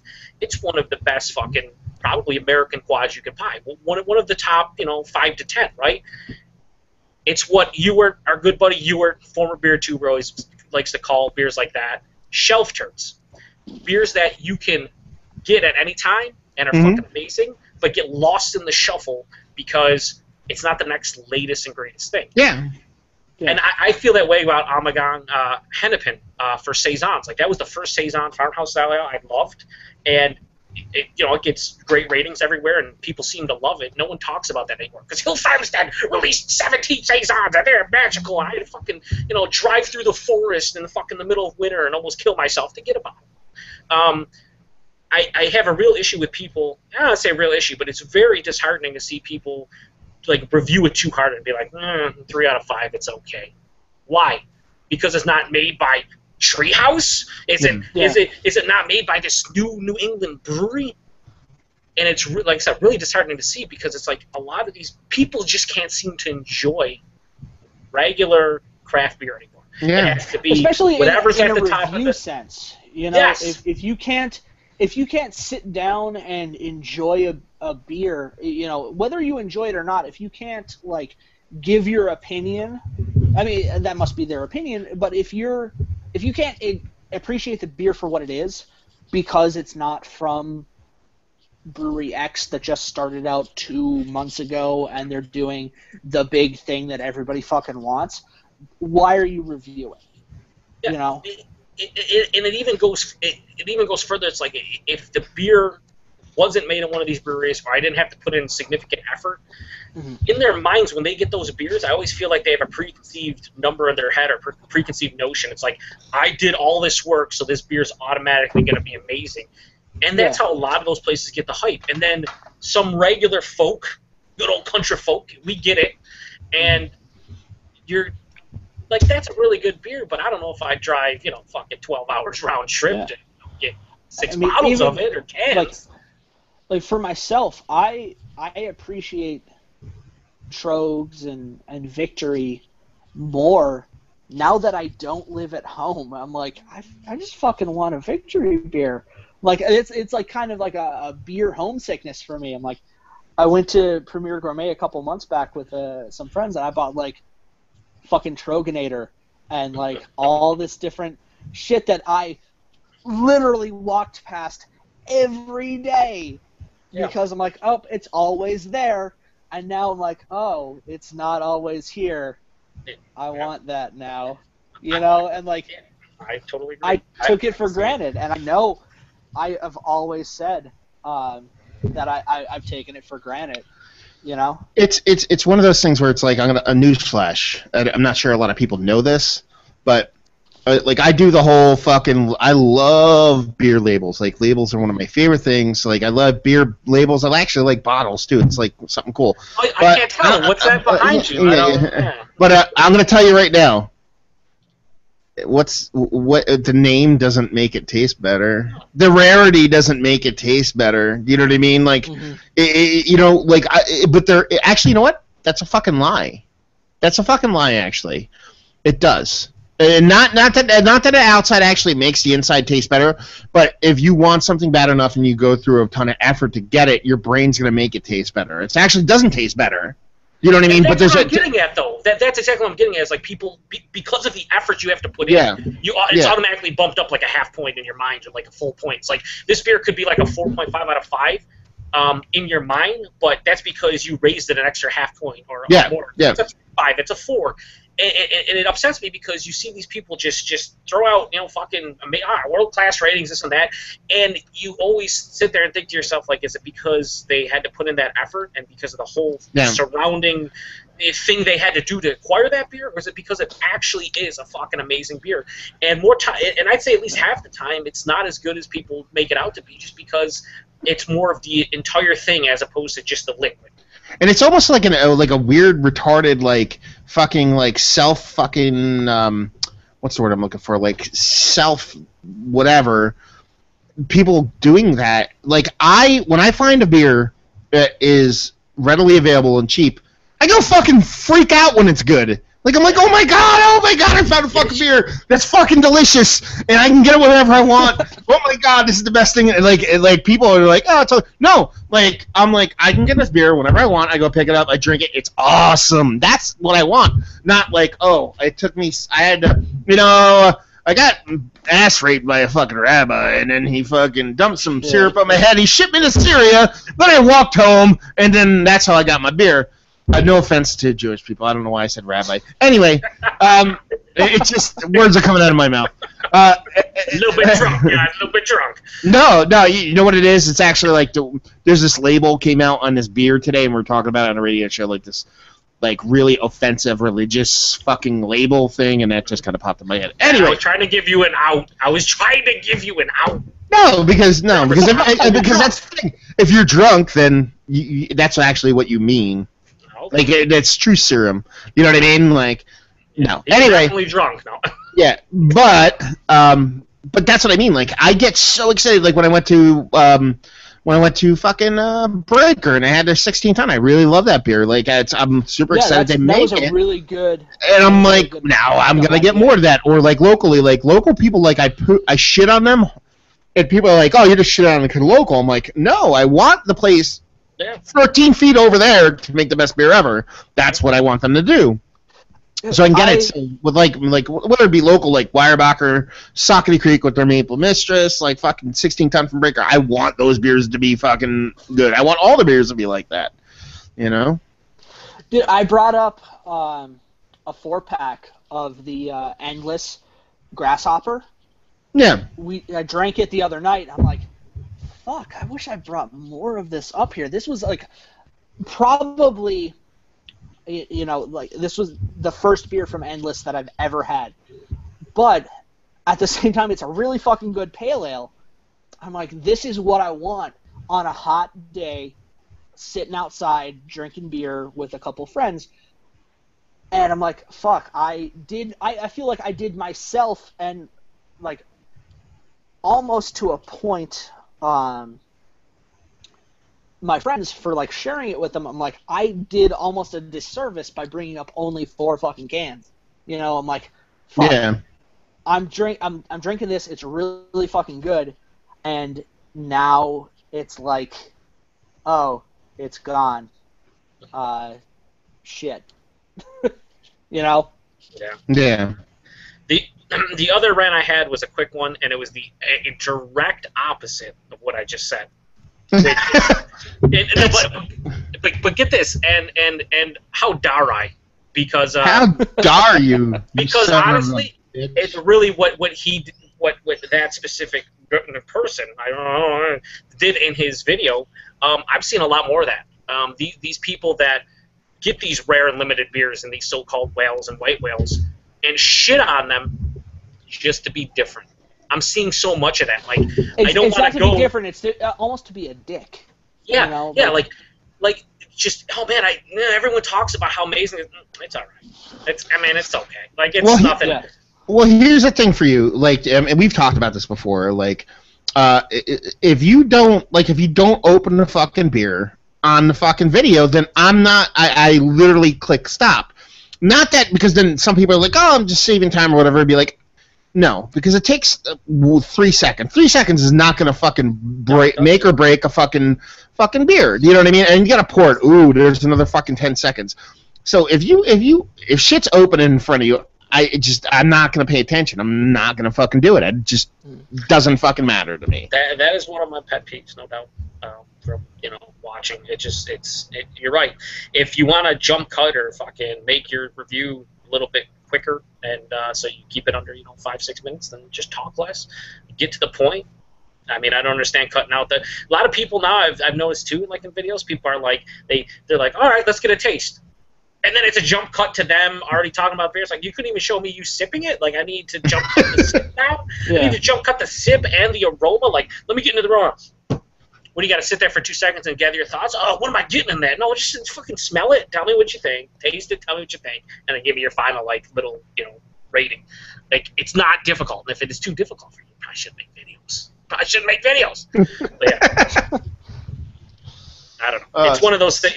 It's just one of those things I've been seeing. Those are like the two trends. It's one extreme or the other. It's either let me go to the ends of the earth to get amazing beer and then fucking just go nuts because I did all this work.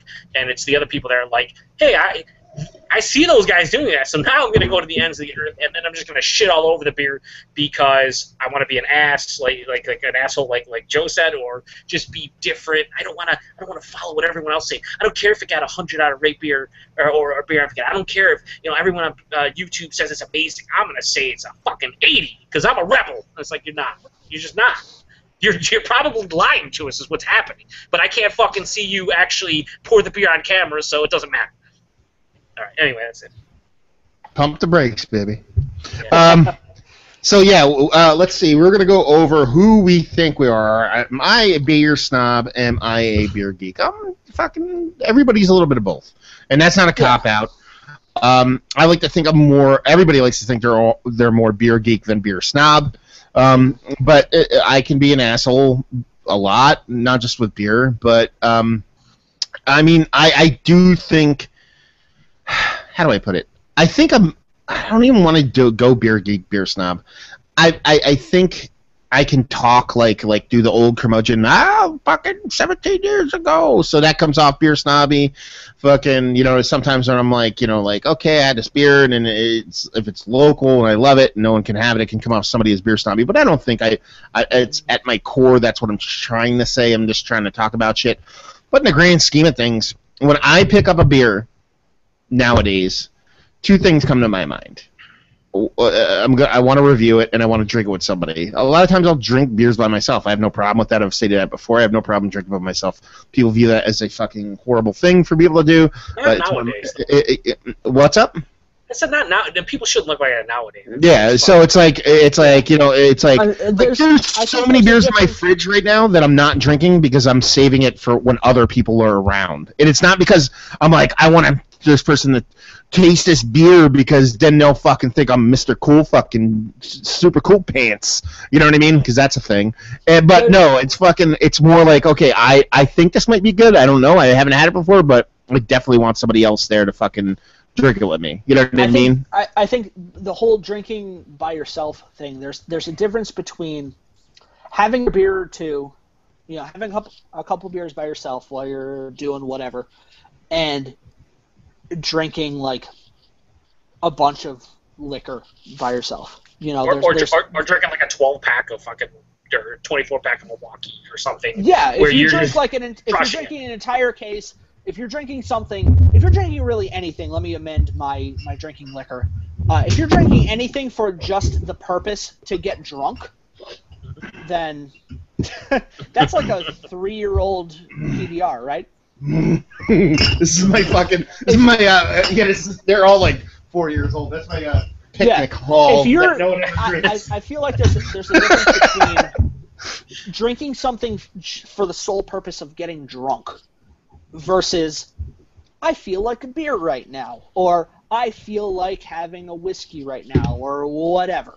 There's a difference between those two mindsets. To a point, because you can't nobody here can say they don't like being drunk, because drunk is fun. Not being too drunk is not fun, but having that nice middle ground, it's not a bad deal. That's sort of what I'm getting at, and sort of not, but like you waking up, and like going about your business, and then you're like, all right, I'm pretty much done doing whatever today. I don't have anywhere else to go. Let me have a beer. Versus, I'm sitting around by myself now, I hate my life. I hate my life. I'm crying in the corner in the darkness. Let me just get drunk. Do I have a funnel and some vodka? Yeah, there's a difference between that, and that's what I'm getting at. The difference between just drinking to get drunk and drinking to enjoy yourself. Yeah, and like I want a beer right now. Yeah. You know.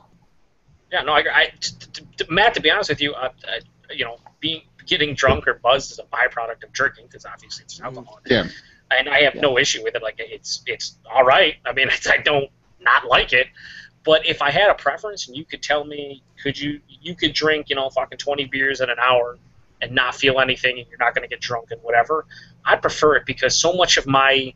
That's a lie because there's a chemical reaction in your body that makes you enjoy it because you do get drunk, even though you don't consciously think I'm that. not saying I don't. I'm not saying I don't enjoy it. I'm just saying, like, if I had push comes to shove, so much of my stuff is like traveling to breweries or going to bottle shares and stuff and needing rides or being able to drive or whatever. It's like it would be awesome to be able to go to a brewery, fucking have everything they have, full pints, and not have to worry about anything. I totally agree, and that's where this comes in. And I've said this multiple times before. If somewhere, like people out there and be like talking about getting drunk and getting shitty, if there was somewhere, if somebody invented a pill where I could take it and instantly I was not drunk anymore, I would fucking buy stock in that fucking company because there's a lot of times the bigger beers. I love big beers. I think we all love big beers. I want to drink more, and then sometimes I'm like, nope, well, I can't drink more because I'm drunk now. Oh well, gotta go to fucking bed. I don't want to be drunk. Like I don't want to be. Do you know what I mean? Like it's like one of those things. Like when we go up to Rhinos and I'm telling everyone, give me 2 3-ounce pours. It's not because I don't want to drink what could be an awesome beer. It's because I know after drinking 25, 30 beers, I'm gonna be fucking trash if I'm getting fucking 6 ounces of everything. Yeah. I'm gonna be in the corner somewhere crying, vomiting, whatever the case may be. I want to A, enjoy myself, B, remember what the fuck I was drinking because that's always a great time, and C, be able to walk out of there not coherent but also not fucking passed out. Like I can actually walk out. And that's why when I there's a lot of beers I give like really high ratings to, like Allinger Celebrator or a lot of Duda CL beers. I give them high ratings because they taste like 11-12% beers, but they're like 4, 5, 6, 7%. So like in my perfect world, like the other day, this one dude was like, "Yeah, we were talking about session IPAs," and the one dude just likes IPAs, and he was like, "Oh, what would you think if someone made a session fucking barrel aged imperial stout?" I'm like, if someone can make a imperial stout taste like an imperial stout at 5%, I'd suck their dick. Because that would be beautiful. You know what I mean? That would be that's what I want. That's actually what I want. I want that flavor profile at a low ABV, but it's very, very rare. So that's where it kind of it's very, very rare. So that's kind of where it comes in, where the whole there is a correlation between booze and taste. There is. You know what I mean? Like there are exceptions to the rules, but yeah. So that's everybody's going to stop talking now or something? No, I don't know. Well, I'll go back to... Go ahead. Joe was talking before about the whole kind of hunt for different beers. There was a point in my kind of beer drinking life, whatever you want to call it, where I enjoyed that. I enjoyed finding, but it wasn't exactly finding the whales. It was finding something new.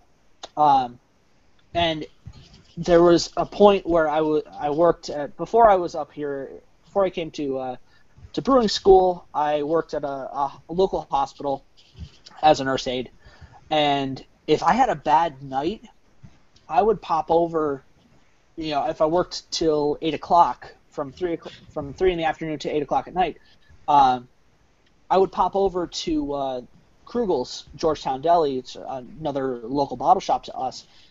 I wouldn't necessarily buy anything. I would just look around. And if I had a really bad night at the hospital, that would fucking clear my head, just calm me down, just walk around, look at different things, like, oh, I've reviewed this, I've had that. Oh, maybe on my next time up here, if that's up here still, I'll grab a bottle.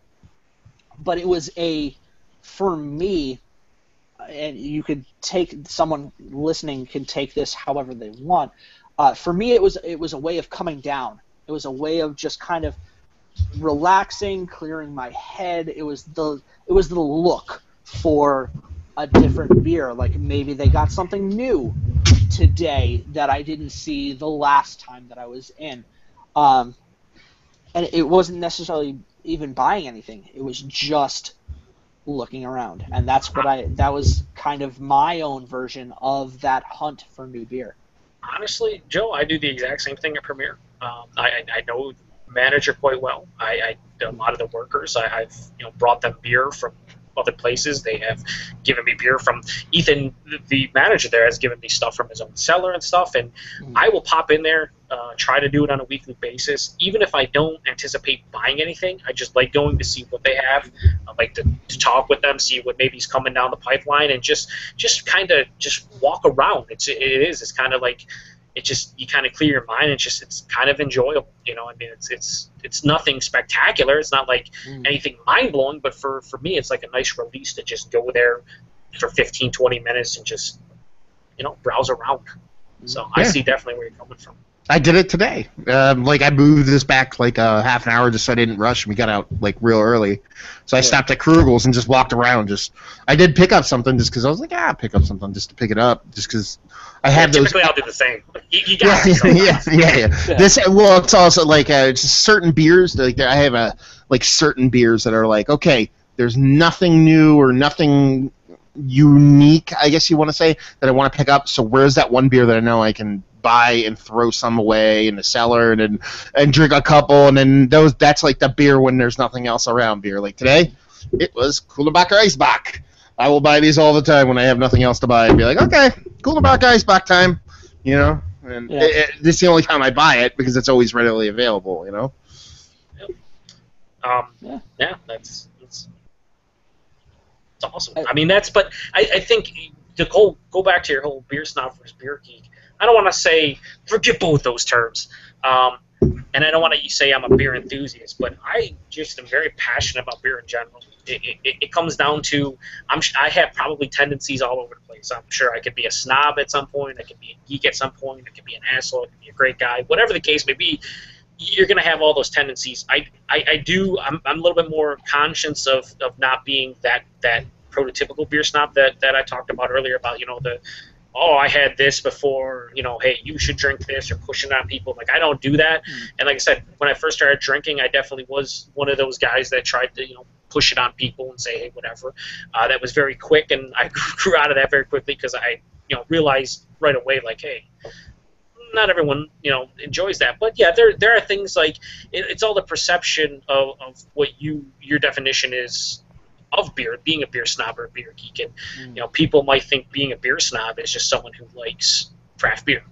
I mean, there are a lot of people who think you're a snob because you like craft beer. So someone might be like, oh, you're drinking that, you must be a snob, and thinks he knows everything. It's one of those things where there is a little bit of both in me, but I'm trying to not be that beer snobbish asshole, because it's just not the right way to go about it. I mean, I've had conversations with the aforementioned Roland Terrio before, because he's one of those guys that loves macro beers and really pushes those. And I sometimes get a little bit. I want to discuss sometimes some of his quotes he does of his reviews, where he just reviewed. Example, he just reviewed Three Floyds' Alpha King. Like, he went to this bottle share where he had Enjoy by from Stone, he had Supplication from Russian River, and then they threw out Three Floyds' Alpha King, and he's reviewing the beer, and he's liking it a lot. But then he throws in these little nuggets, like, I wouldn't call it an everyday drink of beer, like like MGD or blah blah. I'm like, well, is that your opinion, or are you saying that as fact? Because the everyday drinking beer is different for everyone. That's his opinion. That's his opinion. That's what you hope. Well, that's what I hope. But then he gets in the BDU stuff. But anyway, I'm not whatever. Jay's fine, whatever. He has his own opinions, but it's one of those things where you can see kind of different sides, because he goes more towards the macro side. So sometimes he comes off to me, and he says he likes to say a lot, like, where he sees a lot of beer snob stuff on like Facebook groups, which I'm not a part of because no.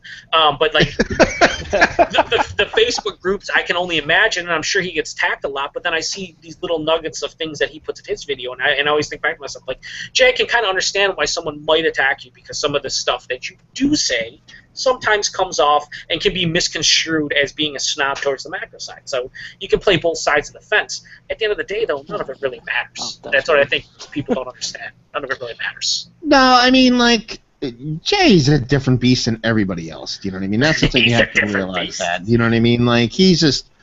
Well, it's just an example. He's the first guy that came to mind when I'm thinking, like, of guys who, are big macro fans. There are not that many on YouTube, surprisingly enough. You know why? Because I think it's a shitstorm that people don't want to deal with if they even like it. Like, Yeah, well, it's just one of those things. Well, why everyone goes, wow, why doesn't craft beer drinkers review macro stuff? And it's like, well, if a craft beer reviewer reviews macro stuff and gives their honest opinion, and even does it in a nice way where they don't trash the beer because their opinion is not that of someone who likes that beer, they still get so much negative feedback and so much bullshit that it's not worth their time. It really isn't. Plus, I think there's a part of it, for me anyway, that is there really a point to review like a Budweiser at this point in time? I mean, so many people have drank it. Do people need to review it? I don't think people, like, you don't need to review Bud. If some new Bud Ice 5.5 blah blah blah came out, that, hey, that's brand new to the market, review it. Budweiser Black Crown came out, saw a lot of reviews. That's fine. They're brand new. But like, Budweiser's been around for a long ass time. I'd say 95% of the people who drink beer in general have had Budweiser, know what it tastes like, know what the characters are. It really, I don't think it makes a difference, and it's kind of just. I mean, there was quick side note. I really do want to fucking review Budweiser, but like that obscure, weird, like, Czech one. Yeah, the Czech part, right? That one I want to fucking review. Yeah, do it. But they're not saying that they don't deserve reviews. I'm just saying that it's in the grand scheme of things, kind of pointless. Like, yeah, Coors did like the 19th something or other batch 19. Batch 19 Prohibition Lager. I reviewed that, and that was like one of the first more macro styles that I actually reviewed. Apart from, I think we also did Shock Tops, like honey apple crisp or something like that. Yeah. But like, which are probably the most two popular reviews we've ever done. Yeah. Apart from the Omegang Iron Throne review. Just because it says Game of Thrones in the title, that's the only reason why. That's the thing. I looked at the view count, or like the average view, like the average duration for that view, and it's 30 seconds. It's like, I'm fairly certain it's, Game of Thrones. Oh, it's a beer buy. And that's what people are doing. But yeah, like, I did that whole batch 19 Prohibition thing, and like, that was an okay beer, but would I get that all the fucking time? No. But I still reviewed it and gave it a fairly, I would like to think that I gave it a fair assessment, and I wasn't afraid to put that up because it's a macro beer, and I've reviewed 100 other craft beers, and like, I'm doing this macro now, but it was weird. But it touched back on fucking Jay. Like, even like today, like, I reviewed this week, I put up 3 reviews. They're all Russian Imperial Stouts. And fucking, one of them was Old Rasputin. I'm not a fan of it because it's like, there's 2 different Russian Imperial Stouts. There's super hop forward ones and there's not hop forward. And to me, the non hop forward ones, not that I don't like hops in my Imperial Stouts, but at the same time, like, the original Russian Imperial Stouts are not hop forward, so there should be a delineation. Anyway, like, Old Rasputin. Hold on. Old Rasputin is almost like your first Russian Imperial Stout. You dip your toes into Russian Imperial Stout. But that's not. You have Old Rasputin. Only because it's available. Go from there.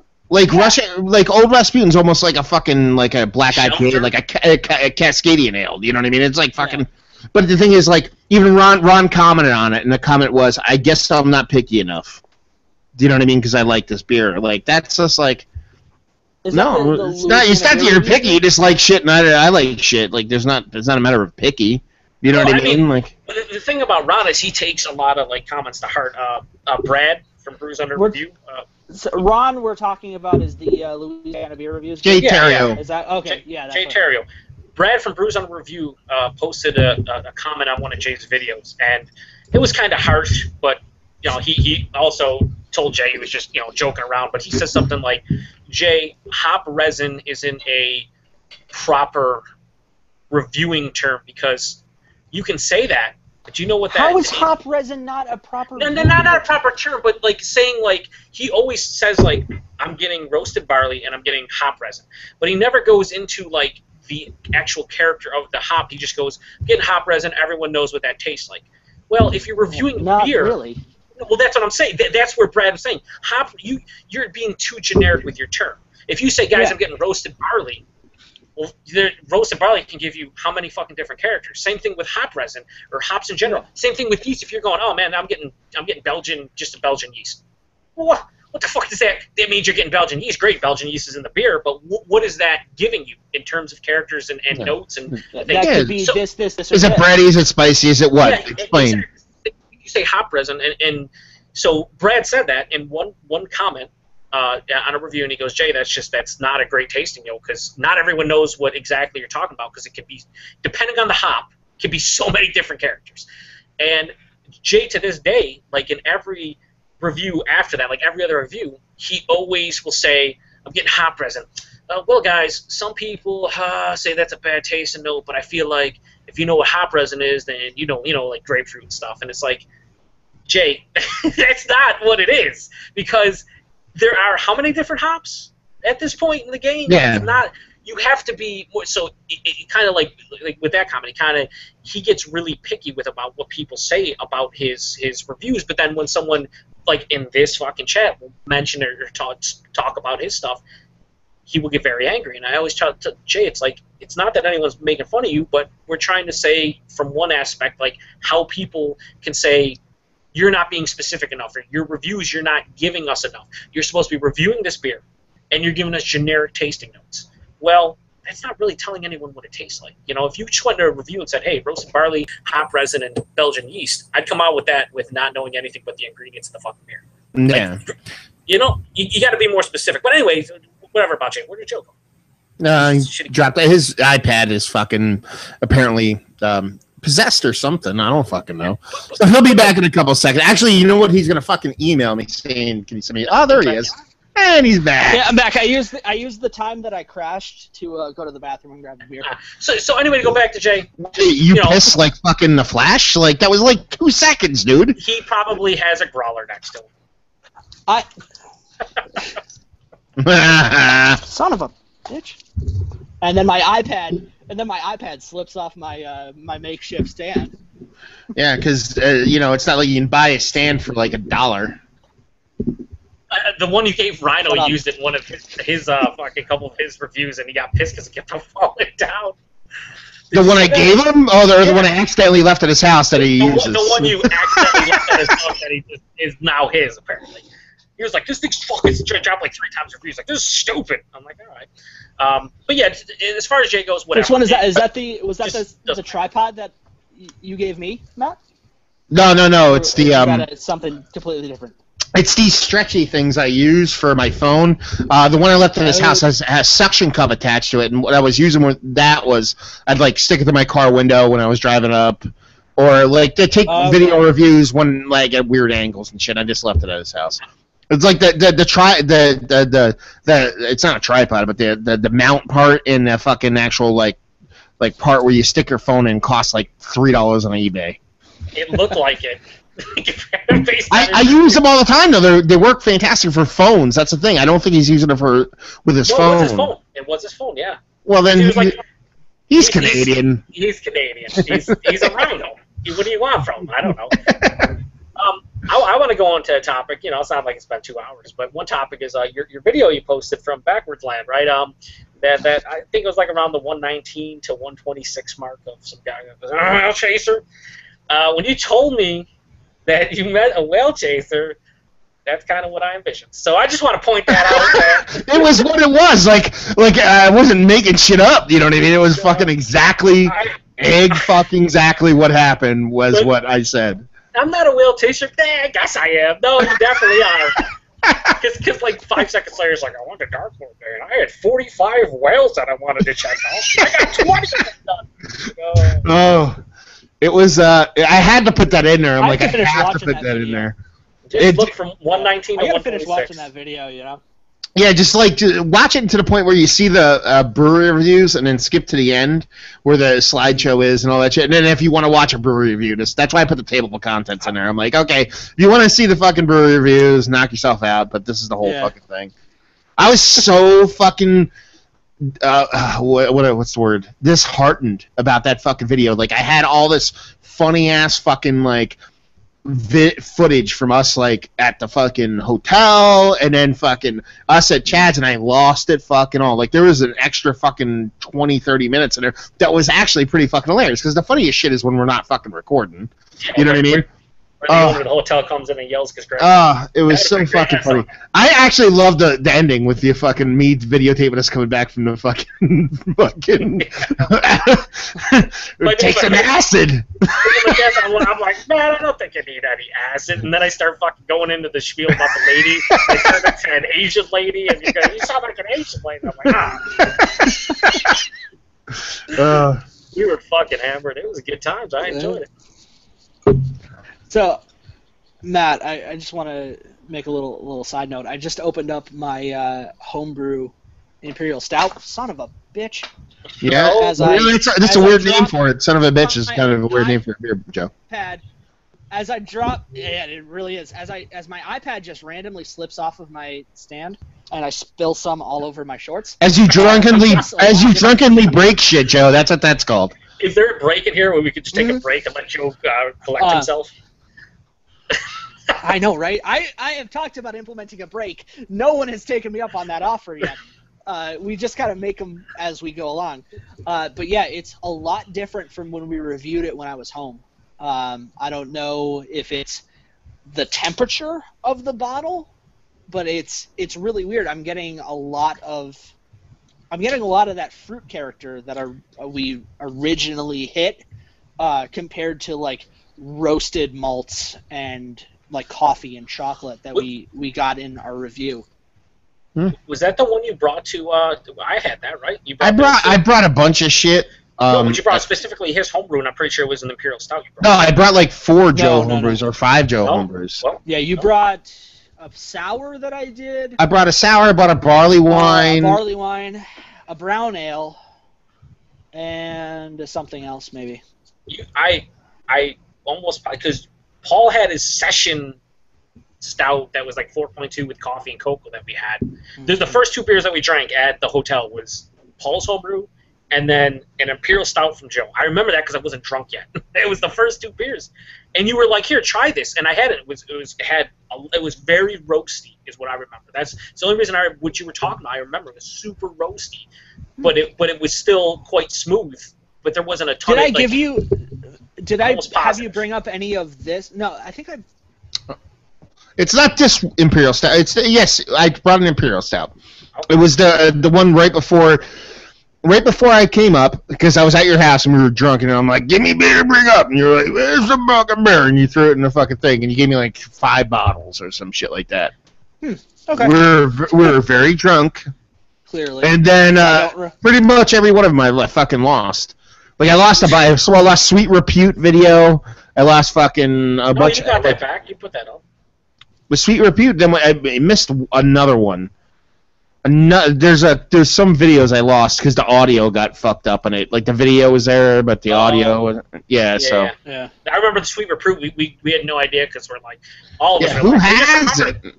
Like, that's right. Yeah. It's great, but I don't remember anything about it, and I just remember. Oh, you know what? You know what? I lost the fucking human blockhead. Yeah, that's what you lost. That's what I. Another amazing beer. And did you have the Schmaltz Bach yet, Joe? Average Joe? The what? They just came out with it's called Bach for a Schmaltz did. It's pretty much Human Blockhead reincarnated. They just renamed it. It's in bourbon barrels. No, are you talking about like Human Blockhead or like the barrel aged? I brought a 2011 barrel aged Human Blockhead to the thing, and it was awesome. But he lost the video. Like it was like the end of the night reviews. Like I had a box of beer and I was only there for one night, so like at the end of it, we only had so much time, and I was just like, drink all my beer. So we were just like doing reviews. 2 minutes later, setting up cameras, doing more reviews. So it was like Sweet Repute, Human Blockhead. We did Smoking Wood from the brewery that Paul brought. I don't even remember. Like in a course of an hour, we did like 7 reviews, and like they start blending in with one another. And then another, it's like I don't remember what is what. They do. Yeah, I was like, I have no idea. I was like, I remember Sweet Repute being good, but do I remember any character? Did I even get Maple? I'm like, I have no idea. But it was, I gave it a 95. But you got something. The Schmaltz, their new one, the Bach, which just came out, it says on Beer Advocate it came out like 2 months ago. It's a Bach aged in bourbon barrels. So I think it's like they just took the recipe and brought it back. Bach or a Doppelbock? But that's the thing. It's the Human Block. It's a Doppelbock. This it says it's the Bach, but it's an Imperial Bach and 9.4%. It's a fucking Doppelbock. That's what I'm saying. Yeah, Americanized everything. So it's to me. I reviewed it. I'm like, okay, this is pretty much, you know what I mean, a Human Blockhead reincarnated. They just said, wait a minute, we had a good beer, why the fuck did we cannot keep doing it? And they brought it back. Yeah. So, but what was the other thing I was going to fucking bring up? I don't remember. Anyway. I don't know. There you go. You were upset that you lost the footage. Have we all done where we fall into Beer Geek, Beer Snob? I said, I did mine where I said I'm like yours, the pieces of both, yeah. I don't think anyone else did theirs. No, conveniently skirting the fucking issue. I know, right? Fuck. Anyway, where I feel like I fall into either of those categories, I feel like I've kind of like skirted in between, like gone into one side and then gone into the other. I feel like right now, I'm definitely more on the Beer Geek side. I'm very much more. Oh, you've never had like that's Beer Geeky. Or Beer Snobby. There's a fine which now shows the fine line that you walk when you're doing anything like this. Because what can be beer geeky to someone is beer snobby to someone else. I would like to say that I'm more beer geeky, and I want to learn myself. I want to learn about beers that I've never really had before. I would like to share beers with other people. You know, this is one of the rare occasions that I'm opening up. This is not actually Flying Mouflon. This is a bomber of my own homebrew. I didn't pop off the Flying Mouflon label, but this is one of the few occasions where I'm going to open up a bomber of something above 8% for myself. And that's, you know, it goes back to what I was saying before when I'm bringing up these beers up to school with me and I'm hanging out with my friends and we're opening up all these different bottles. That's how I was when I was reviewing. When I was early on, if I did solo reviews, I would do, 12-ounce bottles like this, and I would be able to do a couple. I typically would review a bomber of beer without someone else there. I think Matt is a little bit different than I am in that aspect, where, you look at the reviews that he posted yesterday. He did the Stone IRS. He did 2 different variations of it. Both of those beers are bombers. I typically wouldn't. And we're frozen. Anyway, talking about how he.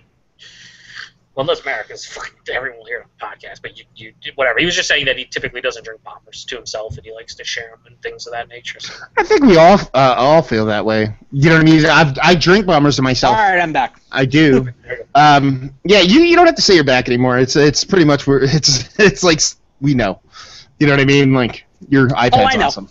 I know. This is why my iPad's the fucking best. It's all iPads. It's the app. It's not... Yeah. I think I should just invest in a better laptop. Maybe. And then a microphone, perhaps?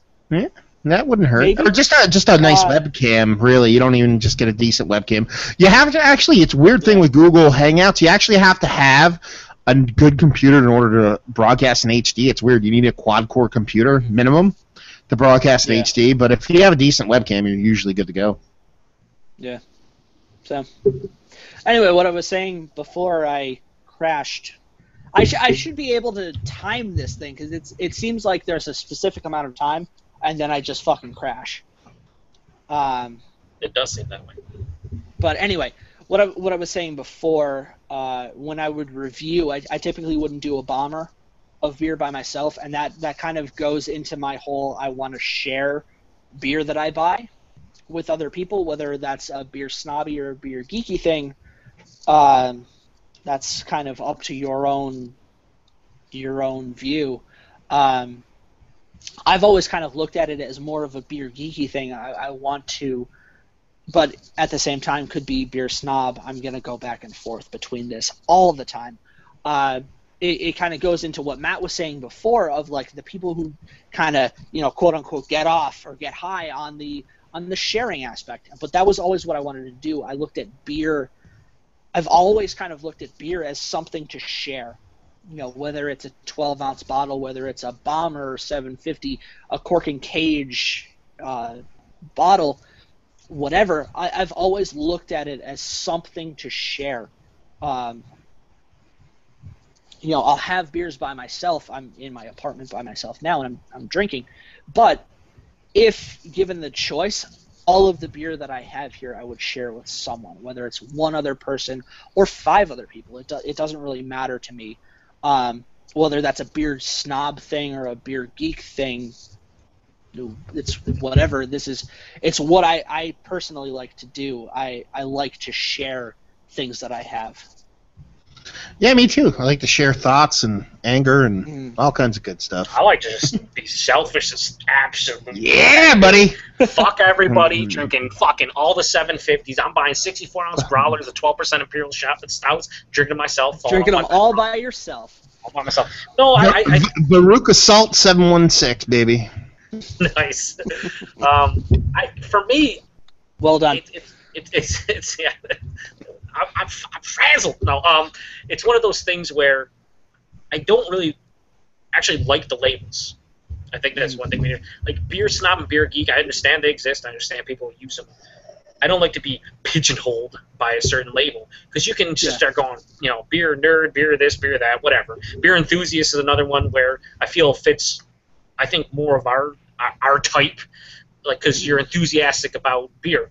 I feel for me, when it comes down to plain and simple, I love the beer community, the majority of it. At least the people that I am surrounded by, because they have similar interests that I do within the community, within the beer culture.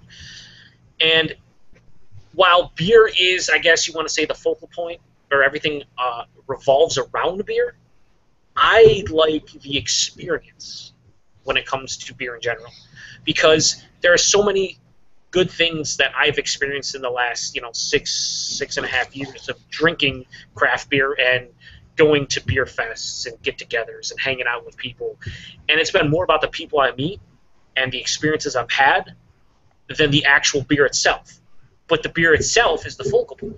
It's like, to give you an example, Matt, you and Paul went up to the Rhinos Fest. I went up there, a lot of other beer tubers did, and what I remember about that isn't the beer I had at the fest. It isn't really specifically the beer I had at Chad's. It was, I had a lot of fun hanging out with everybody. Yeah. And that's for me, that's the lure to the beer culture for me, is like, I enjoy sharing my experiences, sharing my beer, having other people do the exact same thing back to me, and I don't have time for assholes. I don't. I just don't. Like, everyone's going to have asshole tendencies and be an asshole here and there, but to be a straight up 100% beer snob, I don't have time for you. If you're going to constantly talk down to me or tell me what I should drink or be that guy where, if the beer isn't fucking 2 days old, it's shit. If fucking you didn't get it from this brewery, it's garbage. Or if you didn't get this vintage, I don't need to hear that shit. Yeah. I just want to experience everything with other people who are like-minded individuals. That's what it comes down to. On that note, I've actually had more kind of a backlash when there's not the whole craft beer at whatever event I'm at. My friends will be like, well, I don't really have beers that you drink. Like, I don't give a fuck. Like, what do you have? I'll have one. I'll have one to be polite. If I don't want to drink anymore, I don't want to drink anymore. But if I'm in the right mindset, yeah, let's fucking do it. Like, I've had more of a backlash with like non-craft beer drinkers at me than I have had back at them. And it's like, well, this might not be what you really drink or like what you regularly drink. I'm like, like I said before, I don't care. To more go with both people, but more with average Joe. It's like people always say that and be like, well, like, I don't have time for assholes, and be like, again, you're talking about beer snob versus beer geek. You're talking about asshole, not asshole, whatever. It's sometimes it's a hard thing to kind of define for some people, and this is the best way I've found to define it. And I've said this before in other aspects of life, and it works in beer also. Okay, I'm 99.9% sure both of you guys are not this person. Okay, and it has nothing to do with beer. There's a list of people I fucking hate, and the list goes like this: the person who speeds in the fucking empty lane in traffic on the right side when everybody's standing in line, the person that takes more than 15 items in the fucking 15-item or less lane at the fucking grocery store. You can go on and on with those lists, but that's what it is. That's the difference between a fucking geek and an asshole. Like, sure, I've got dick sometimes, but I'm not going to be that person. Everybody's fucking waiting in line in traffic. Like, why are you trying to speed up to the fucking merge thing and then fuck everybody's shit up because you think you're too important? And rules don't fucking apply to you. Same thing with the 15 items or less lane, all those fucking things. And those are the people that do that shit, I don't want to hang out with. And pretty much everybody that I choose to hang out with fall into the fucking category I think I fall into. And I think that's kind of like what sums it up as best as I can fucking put it. I mean, that's the rules I was going to mention that, like, the rules or law don't apply to you. And it's one of those things where, when it comes to the beer culture, for me, I think everyone obviously has asshole tendencies. Yeah. Asshole. Well, they might have an asshole. I don't know. Maybe their shit's burned up. An asshole tendency. I gotta throw Mount Vesuvius down in my bathroom later, so it might work. Yeah, exactly. But they have asshole tendencies where, we're all susceptible to just being a dick at certain times, and it has nothing to really do with beer. Sometimes you're cranky, sometimes you're just in a bad mood, whatever the case may be. But like, if the thing is the people that I try to surround myself with aren't the beer snobs that we basically defined, or what we think beer snobs are, because I couldn't handle it. Like, I could not handle being in a group of people where one guy is constantly telling me what is, the best beer to drink, or what you should drink. I wouldn't be able to handle it. So that's kind of where I know that I don't hang out with beer snobs, like 100% beer snobs. And that's all. That's good enough for me. That's good. If we all have some beer snob tendencies, I'm all right with that. But like the full-on beer snob, like saying that Whale Chaser in your video was a full-on beer snob, I think he was kind of more aloof in the video, where he's just like, yes, I kind of am. But that's kind of how it starts. I think that about it. I know, without seeing the video, I've seen the clip of the person. He seems like somebody who's got into beer and he's really enthusiastic and he's really trying to. Let me put my fucking point across before you just jump. Okay, so that's the show, everybody. Hopefully you tune in next. No. Fuck yourself. I think that person sober would be like, okay, cool. You like this beer? That's neat. But then that person drunk is like, well, I've been to this day, and that's what we got. we got that person drunk. The best part about that video, which I didn't put up there, is it might be in a video, I don't remember, is that he says, I'm like, it's okay that I film you, and he goes, yeah, just don't say anything stupid or racist. I don't know if I actually put that in there. Was that in there? Yeah. Was that okay? I don't know. I'm like, wait, you think I'm gonna say something racist? But the best. Indiana on gay marriage. Yeah, like, yeah. What are you talking about? But the best part was he says all that, and then when he breaks the glass, he says "Shizer." Did he? Yeah, he goes, that's that. "Shizer." And I was like, yeah, that's funny. The one thing I got from real. The one thing I got from that, which spoke volumes about him, and what made me feel like he is that whale chaser. He's the guy kind of talked about earlier, where they're just chasing all the big beers but don't appreciate any of the staples or the readily available good beers. Everything that barrel age is better. Is that not that, but close. You were like, can you name me one non-barrel aged beer? And yeah. That was my thought process off of that. He's like,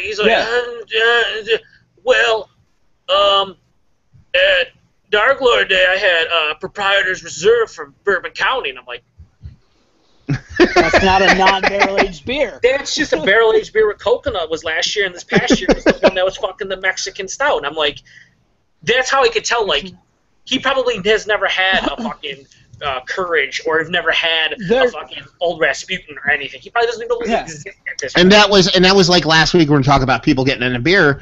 There's this whole wave of people that are jumping in at the top floor. Yeah, and not that you have to pay dues, whatever. It's fucking beer. Who gives a fuck? But like you don't know. Like, how are you gonna run before you walk? Like, learn how to walk. Like I know what this tastes like. I'm gonna fucking drink this, drink that, drink that. Like, that person probably goes to a bottle share and then waits to the end and be like, okay, can we get to the end already? Because I want to have whatever's at the end. You know.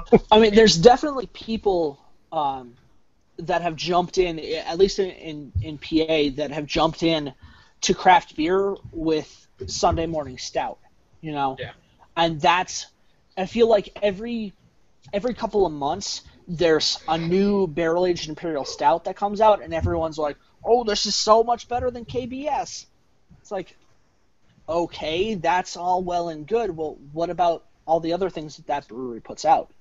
You know, if this is the new KBS killer, which KBS has been killed about 20 times already? Yeah. You know, like, what's the point? But it hasn't. You know what I mean? Because you're killing something. It's like, I'm gonna kill this purple with this pink. You're killing someone's opinion. Nah, it's pink. It's not purple. You're trying to refute someone's opinion about KBS. Someone likes KBS. That's great. But the person who starts this barrel-aged imperial stout is better than KBS doesn't probably like KBS all that much, you know. So like, that's how dare you? No, it's finding someone. Someone says, "Oh, I don't like." If someone says this is better than KBS, well, okay. Do we all now have to take that as the fucking gospel that it's this beer is better than KBS? You know, I've personally never had KBS. I don't care. You know, if like, oh, Sunday morning stout is better than KBS, cool, whatever. I live in Pennsylvania, not right now, but still, I could find Sunday morning stout easier than I can find KBS. You know?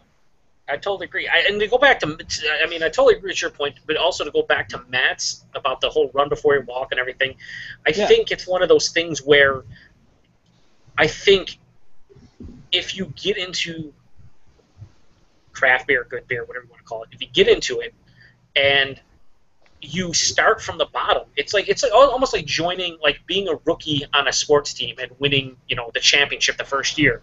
You don't have that same appreciation if you joined a team, never made the playoffs for 10 years, and then won the Stanley Cup.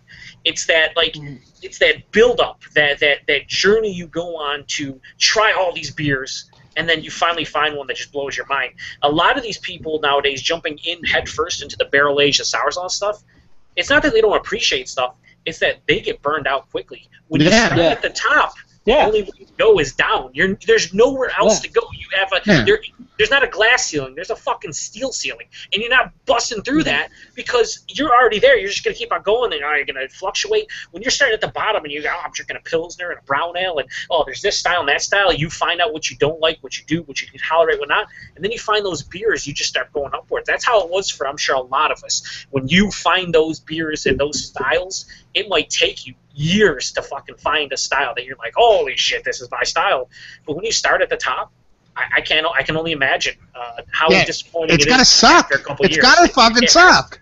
It has to, because it's just like like you said, it's just you don't know. You know what I mean? You have a gauge for what's good, and if that gauge is fucking like whatever the fuck that is, then you're fucked. You're pretty much fucked. I think a lot of the times people will get into craft beer and kind of do the same as someone who typically drinks more macro beer. They'll find a little comfort zone. They'll find a little pocket for themselves, and then never really move out of it, and not let themselves kind of evolve and expand and experience different things and really figure out what they like or don't like. They'll just be like, oh, I like this, never moving from here. I mentioned this last week. I find myself being way more impressed with subtle flavors. If you could pull off a very subtle beer and do it well, that impresses me more than doing a big, bold beer with a lot of in-your-face flavors that goes all over the place, and over time you're going to get this, then you're going to get this, then you're going to get this. If you can right off the bat pull off subtle, that hits me way more than anything else. But that's just me. I'm sitting here drinking my own beer, and I have said this before, probably on review. Which is, by the way, the most snobbiest thing in the history of fucking beer snobbery. Is to be like, yeah, we're going to talk about beer snubs. I'm drinking my own beer right now. Now you can rate it for us, and I think that would be the most snobbiest. I don't rate my own beer. But I fully subscribe to the I'm my own worst critic kind of thing, and I'm sitting here drinking something that I've made, and I'm like, I don't know, this is okay. Off topic. Someone else... Go ahead. Off topic, kind of off topic. There's this kid, Joe, that is local to us. He makes his own beer. I'm not going to name names, but he goes out of his way to get he puts in all his correct information and on Untappd and rates all his beers 5 stars. Homebrew. Homebrew. Oh, he might. Well, here's the thing. The thing about homebrewing, though, that's the pinnacle of beer snobbery, right? It is. It apparently makes perfect beer, right? But the thing is, he's rating it, which he shouldn't. But if he loves all of his beers, that's great, as long as you don't have any plans of sharing it with anyone else. If you make a beer that you love and think is perfect, great. Don't share with anyone else, because no one else is going to fucking... people are going to give you real feedback. I would rather put out a beer, like at least a homebrew. I would rather give someone else a homebrew that I think was shit than I thought was the best beer ever. Because more than likely, the beer that I think is shit, someone else thinks is better. Is at least is good. You know? Yeah, well, the thing about homebrewing than like me just getting blinders on and going, oh, this is the best beer ever, just down a fucking tunnel. It's one of those things, though, if you're a home brewer and you are brewing beer specifically for yourself and you think it's awesome, then what the fuck? Who cares? It does. If you're just brewing it to have, put it in your kegerator or bottle it for your own personal consumption, and you think it's perfect, then that's awesome for you because you're enjoying it. At the point where you want to share it or make it commercially available, or you have any kind of aspirations to start a brewery or fucking get it out there, you better make sure you have a lot of feedback from people that aren't going to fucking give you hand jobs. Not just your personal friends either. You got to give them... You better have someone like Matt who is going to be a dick to an your asshole. face. Yeah, he's going to be a straight-up dick. Guys... How you doing, you Tom? How you doing, you Tom? That's Matt. Back with another review. That's not aged for 4 years. It's garbage. 93. To go back what you were saying, though, Joe, about 2-3 minutes ago, about people getting set in like a style and will move from it. There's nothing wrong with that. Like if there's so many styles, like there's nothing, but you're kind of missing out. Like you're not. If you're content with that, that's all right. But if you're just gonna stay there and there's 80 other styles out there and you found one you really like, it's like, well, there's 80 styles out there. Maybe you'll find another one you like. A lot of people are just like, nope, shutting it down there, going here. Nothing wrong with that, but you're limiting yourself in what you could potentially enjoy. Yeah. I always feel that's stupid, right? It's like knowledge, you always want to expand it. That's the whole key point of it. It's not, oh guys, I'm good with what I know. Like I don't know, stop giving me knowledge. Nope, don't want it. I'm good. This is what I know. I don't need to know anything else. Yeah, I'm topped off. I'm good. There's no room left. I'm never reading another book. Get away from me. Stuff like that. Okay, so I think we should wrap this up because we've been going for over 2 hours, 2.5 hours. I was gonna say at the beginning, people watching sit in for the long haul because I think this is gonna be a long one. Yeah. I apologize. I did. It's all Average Joe's fault. It is. Thank you very much. You talk a lot. You got 3 people. It went downhill quickly. No, I enjoyed it though. I mean, it was 2.5 hours, but I had fun. Yeah.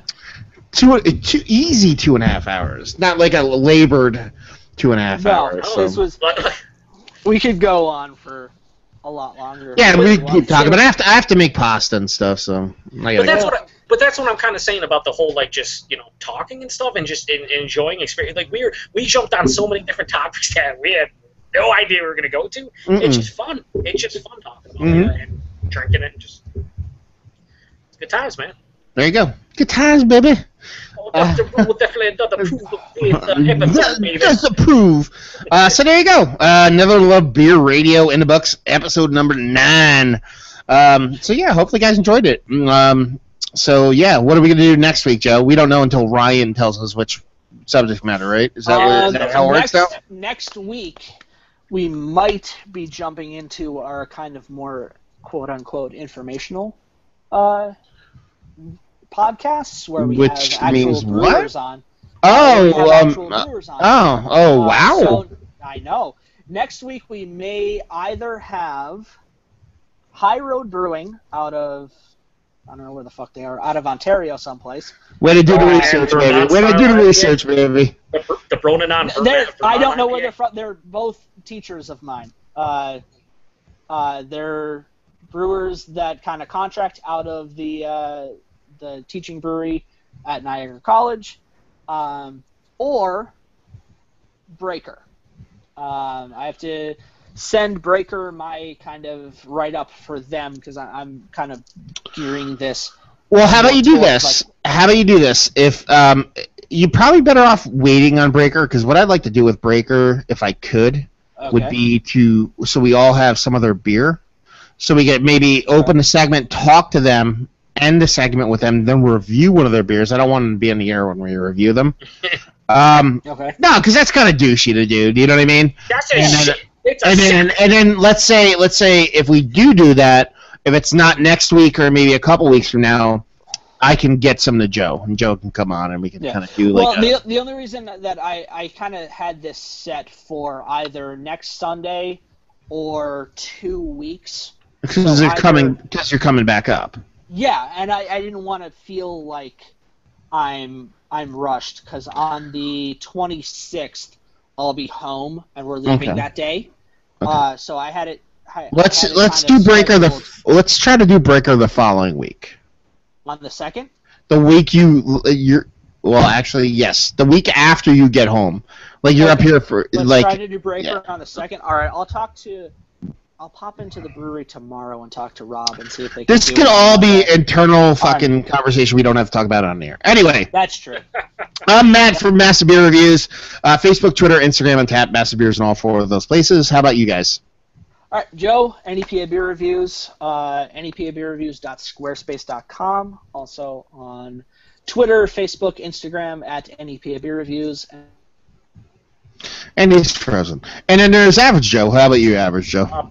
Beer Snob 716 on and YouTube, and I'm drinking all your double barrel Moon Poop. So there you go. That's all.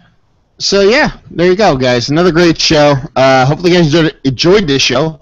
Hopefully join us next week, and hopefully see you next time. Don't say anything normal, Joe, because you crapped out again and we hate you. Peace. Yep.